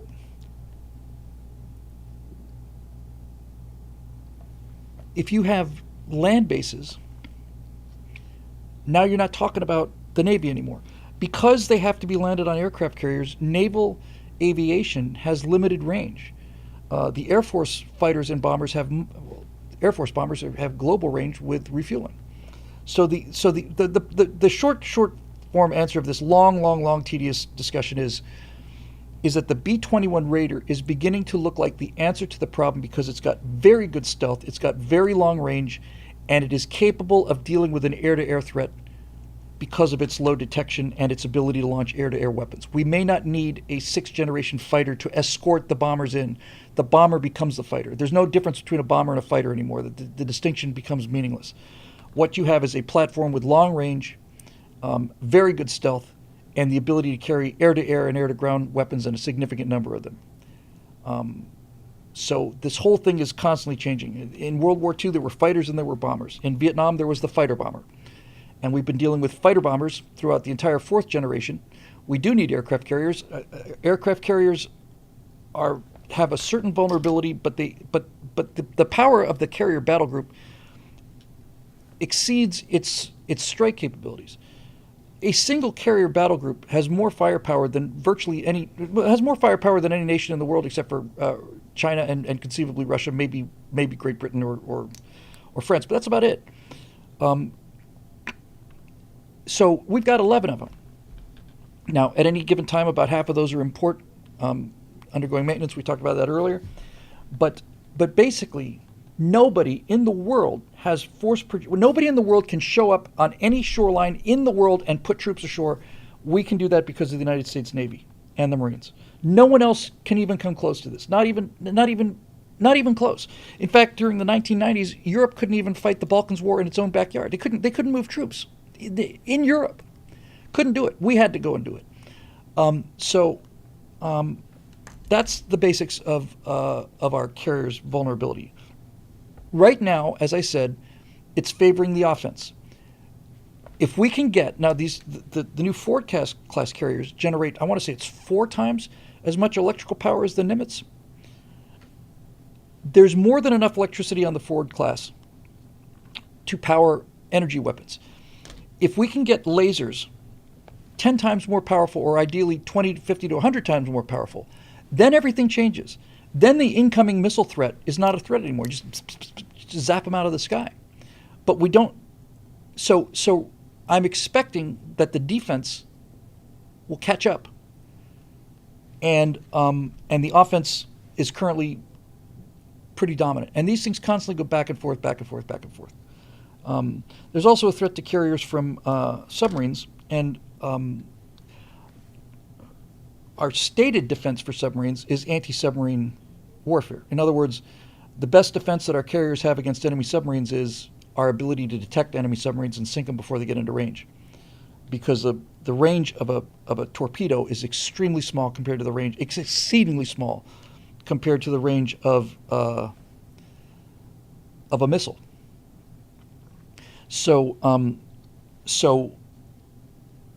the anti-submarine defense has always been an aggressive anti-submarine warfare suite.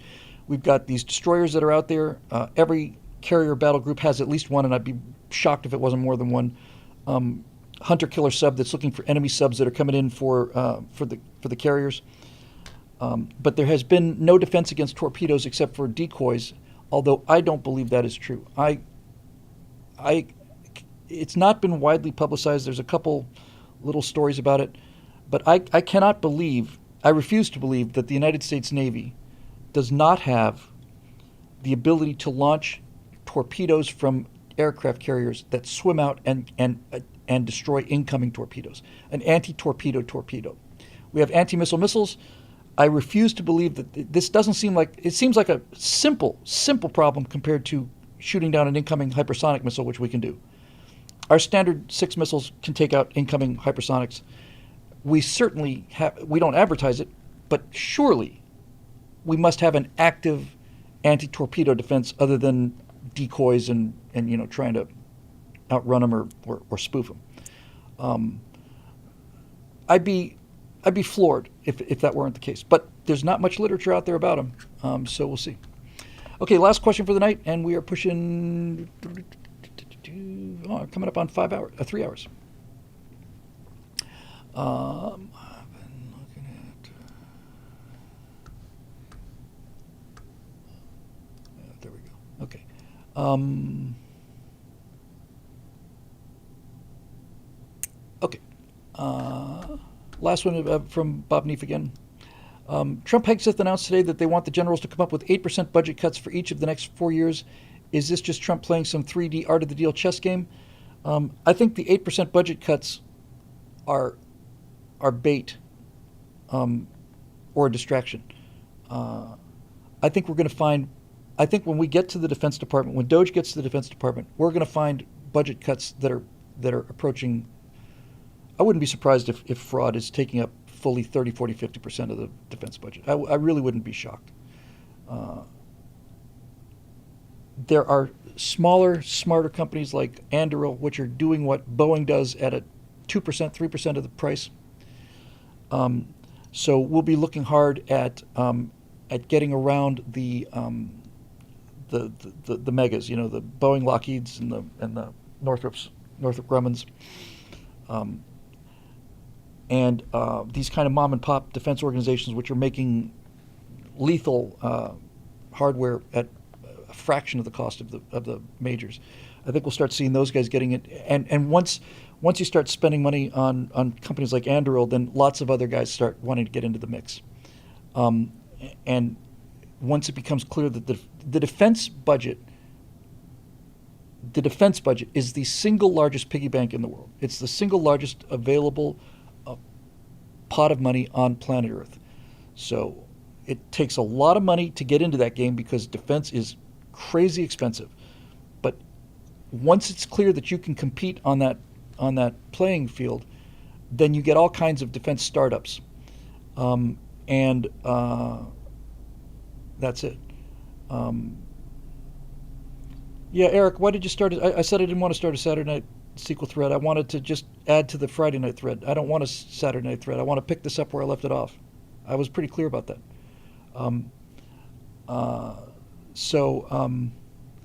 Yeah, I'll just pick this up. Just add it to Friday night. I don't want a Saturday night thread because like I said, I'm going to go to here. I'm going to pick it up at Ray Juarez, and I said just add it to the end. So just do that.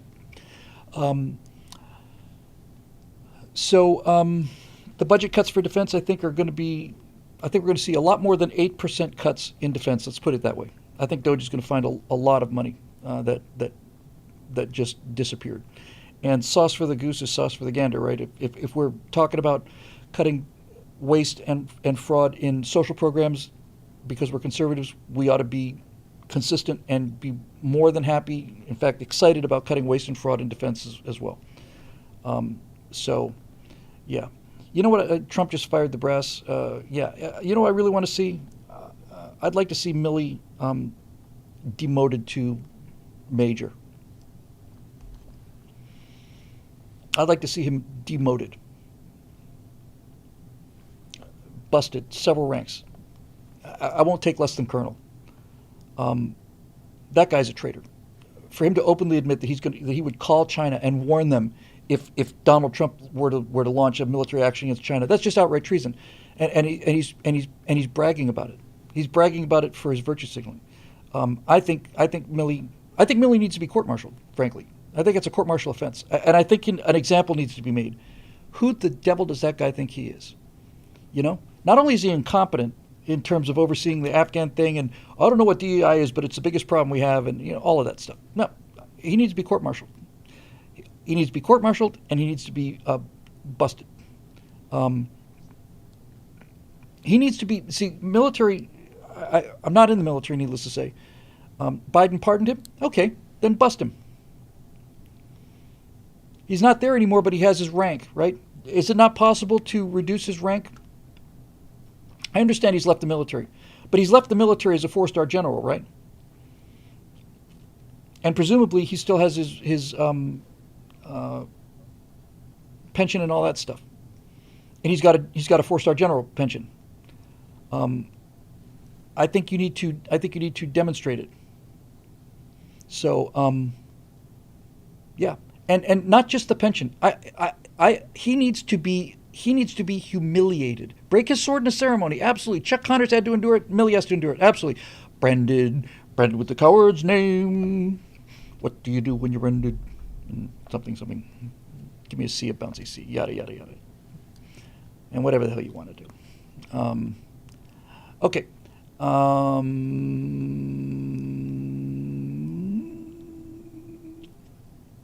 right, I think that's it. I think we're good. That was a fun night. 259, 56, 57, 58, 59. Bing, bing, bing, bing, bing, bing, bing, bing, bing. No, it wasn't the Rifleman. It was called Branded.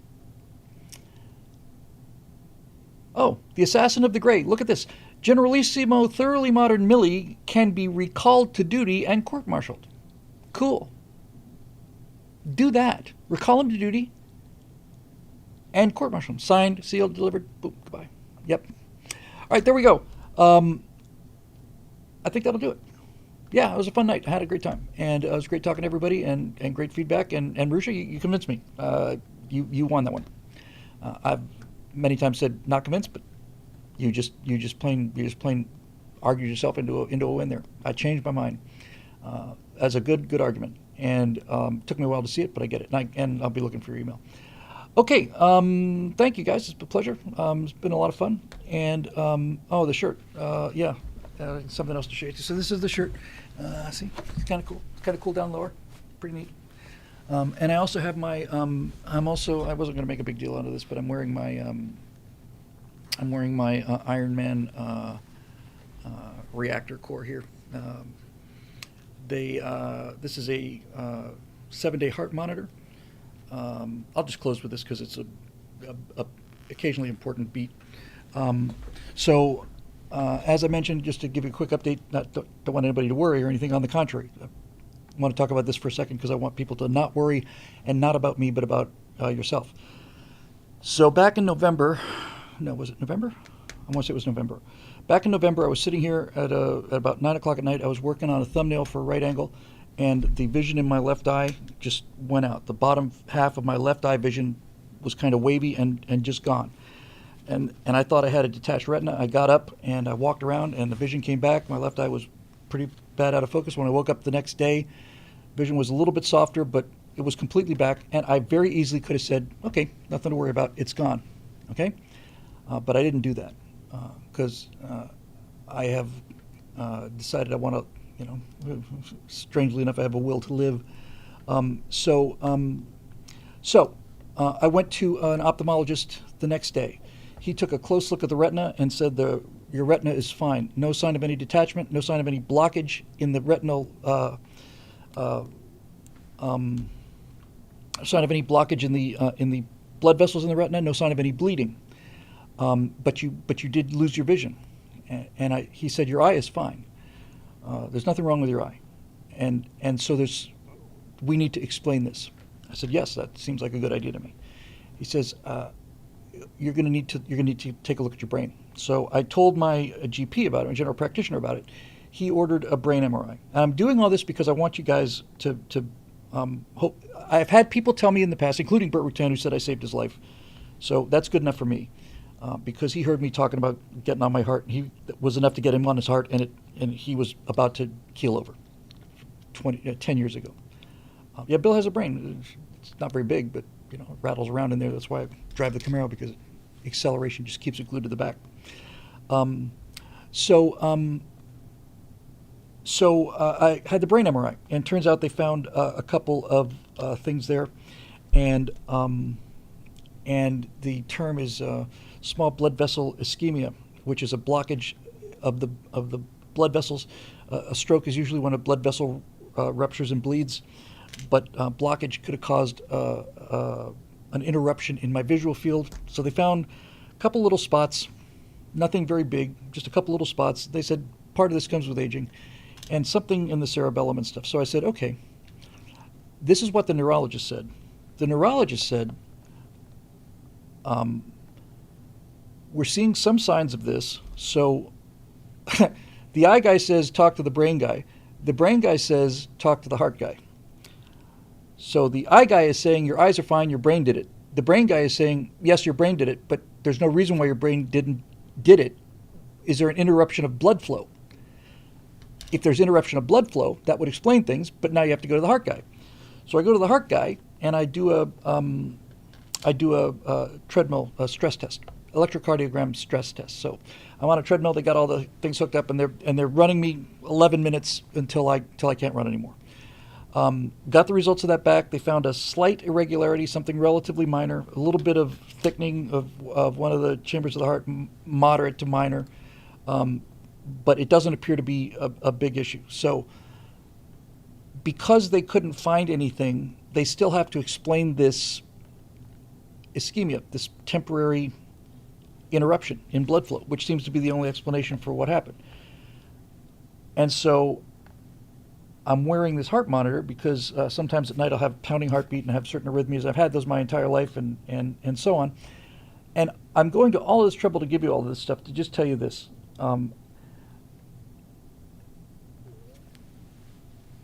When that vision thing happened, that was a gift. It was a warning that didn't cost me anything, at least so far. In other words, my vision is back, brain is working as well as it ever did, which is not really saying much, but in any event, you get the idea.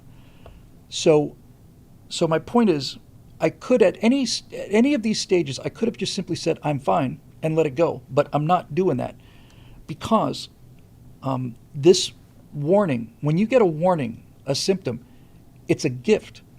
And too many people look at it as I don't want to face this, or I don't want to deal with it, or okay, it seems to have gone away. I guess it's nothing to worry about. I don't look at these things this way.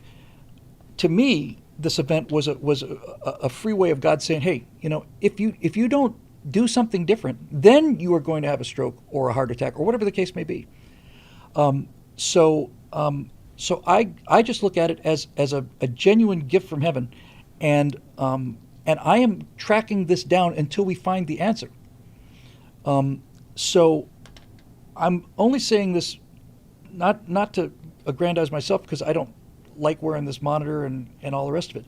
A lot of people are scared of bad news. My feeling is the second you get the bad news is the beginning you work on the good news. And the only thing that I could not deal with, I could deal with I've led an incredible life, and unlike many people in the modern world, I've been preparing myself for the end of my life for a decade.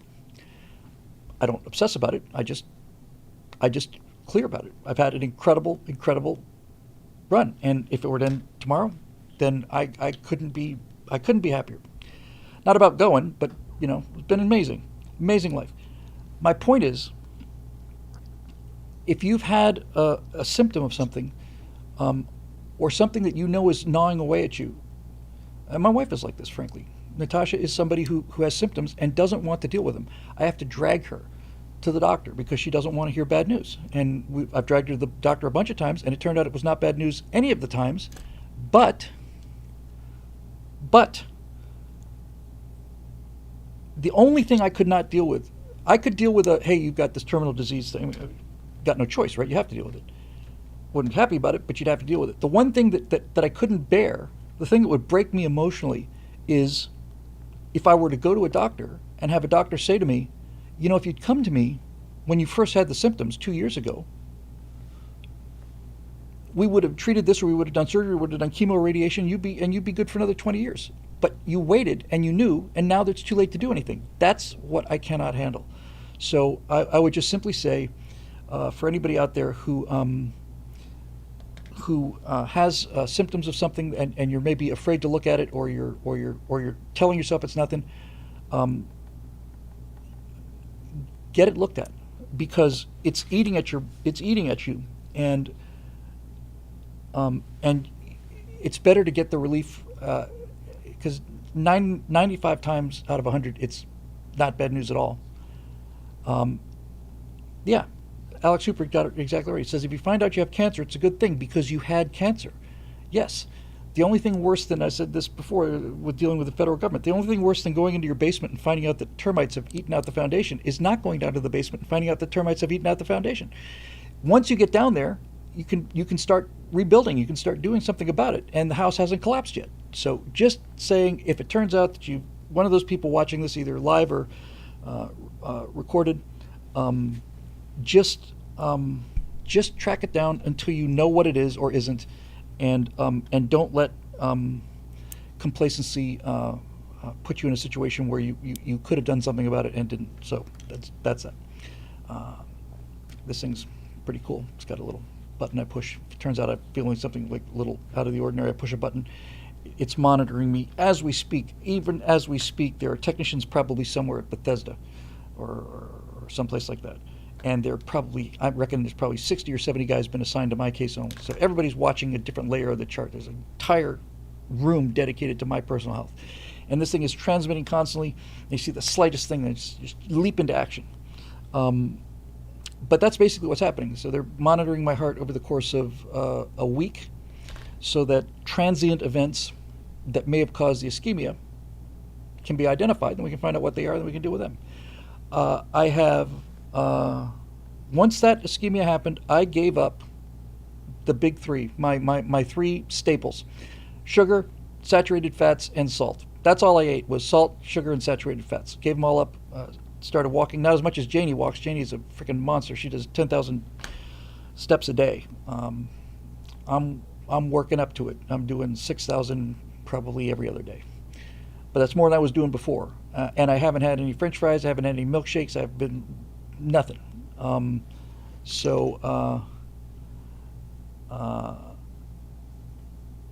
I just wanted to get that out of the way and just let you know I'm wearing this bloody thing because I'd like to live a long time, and so should you, because we need all of you. It's a small team we've got here, out there fighting the good fight, and we don't want to lose anybody who we don't have to. So there you go. All right, there we go. 3 hours and 11 minutes, 27 seconds and counting. And at that, we will thank the members at BillWhittle.com who make this show possible. They've always made it possible, and they are just an astonishingly great group of small people. They are the army that stands at the gates of Mordor and holds back the tide against overwhelming odds. It's a huge honor being involved with all of you fine people. Okay, so that'll do it. We'll say goodbye to our friends over on, say goodbye to our Twitch friends first. So we'll see you guys tomorrow night for a special edition of the Stratosphere Lounge Saturday night, and we'll see you guys in less than 24 hours. So until then, take care. Okay, YouTube, same for you. We'll be back tomorrow night. I'll put up a post on Facebook as usual, just to let people know. But until then, we will see you tomorrow night. We'll get the rest of those questions and catch up a little bit.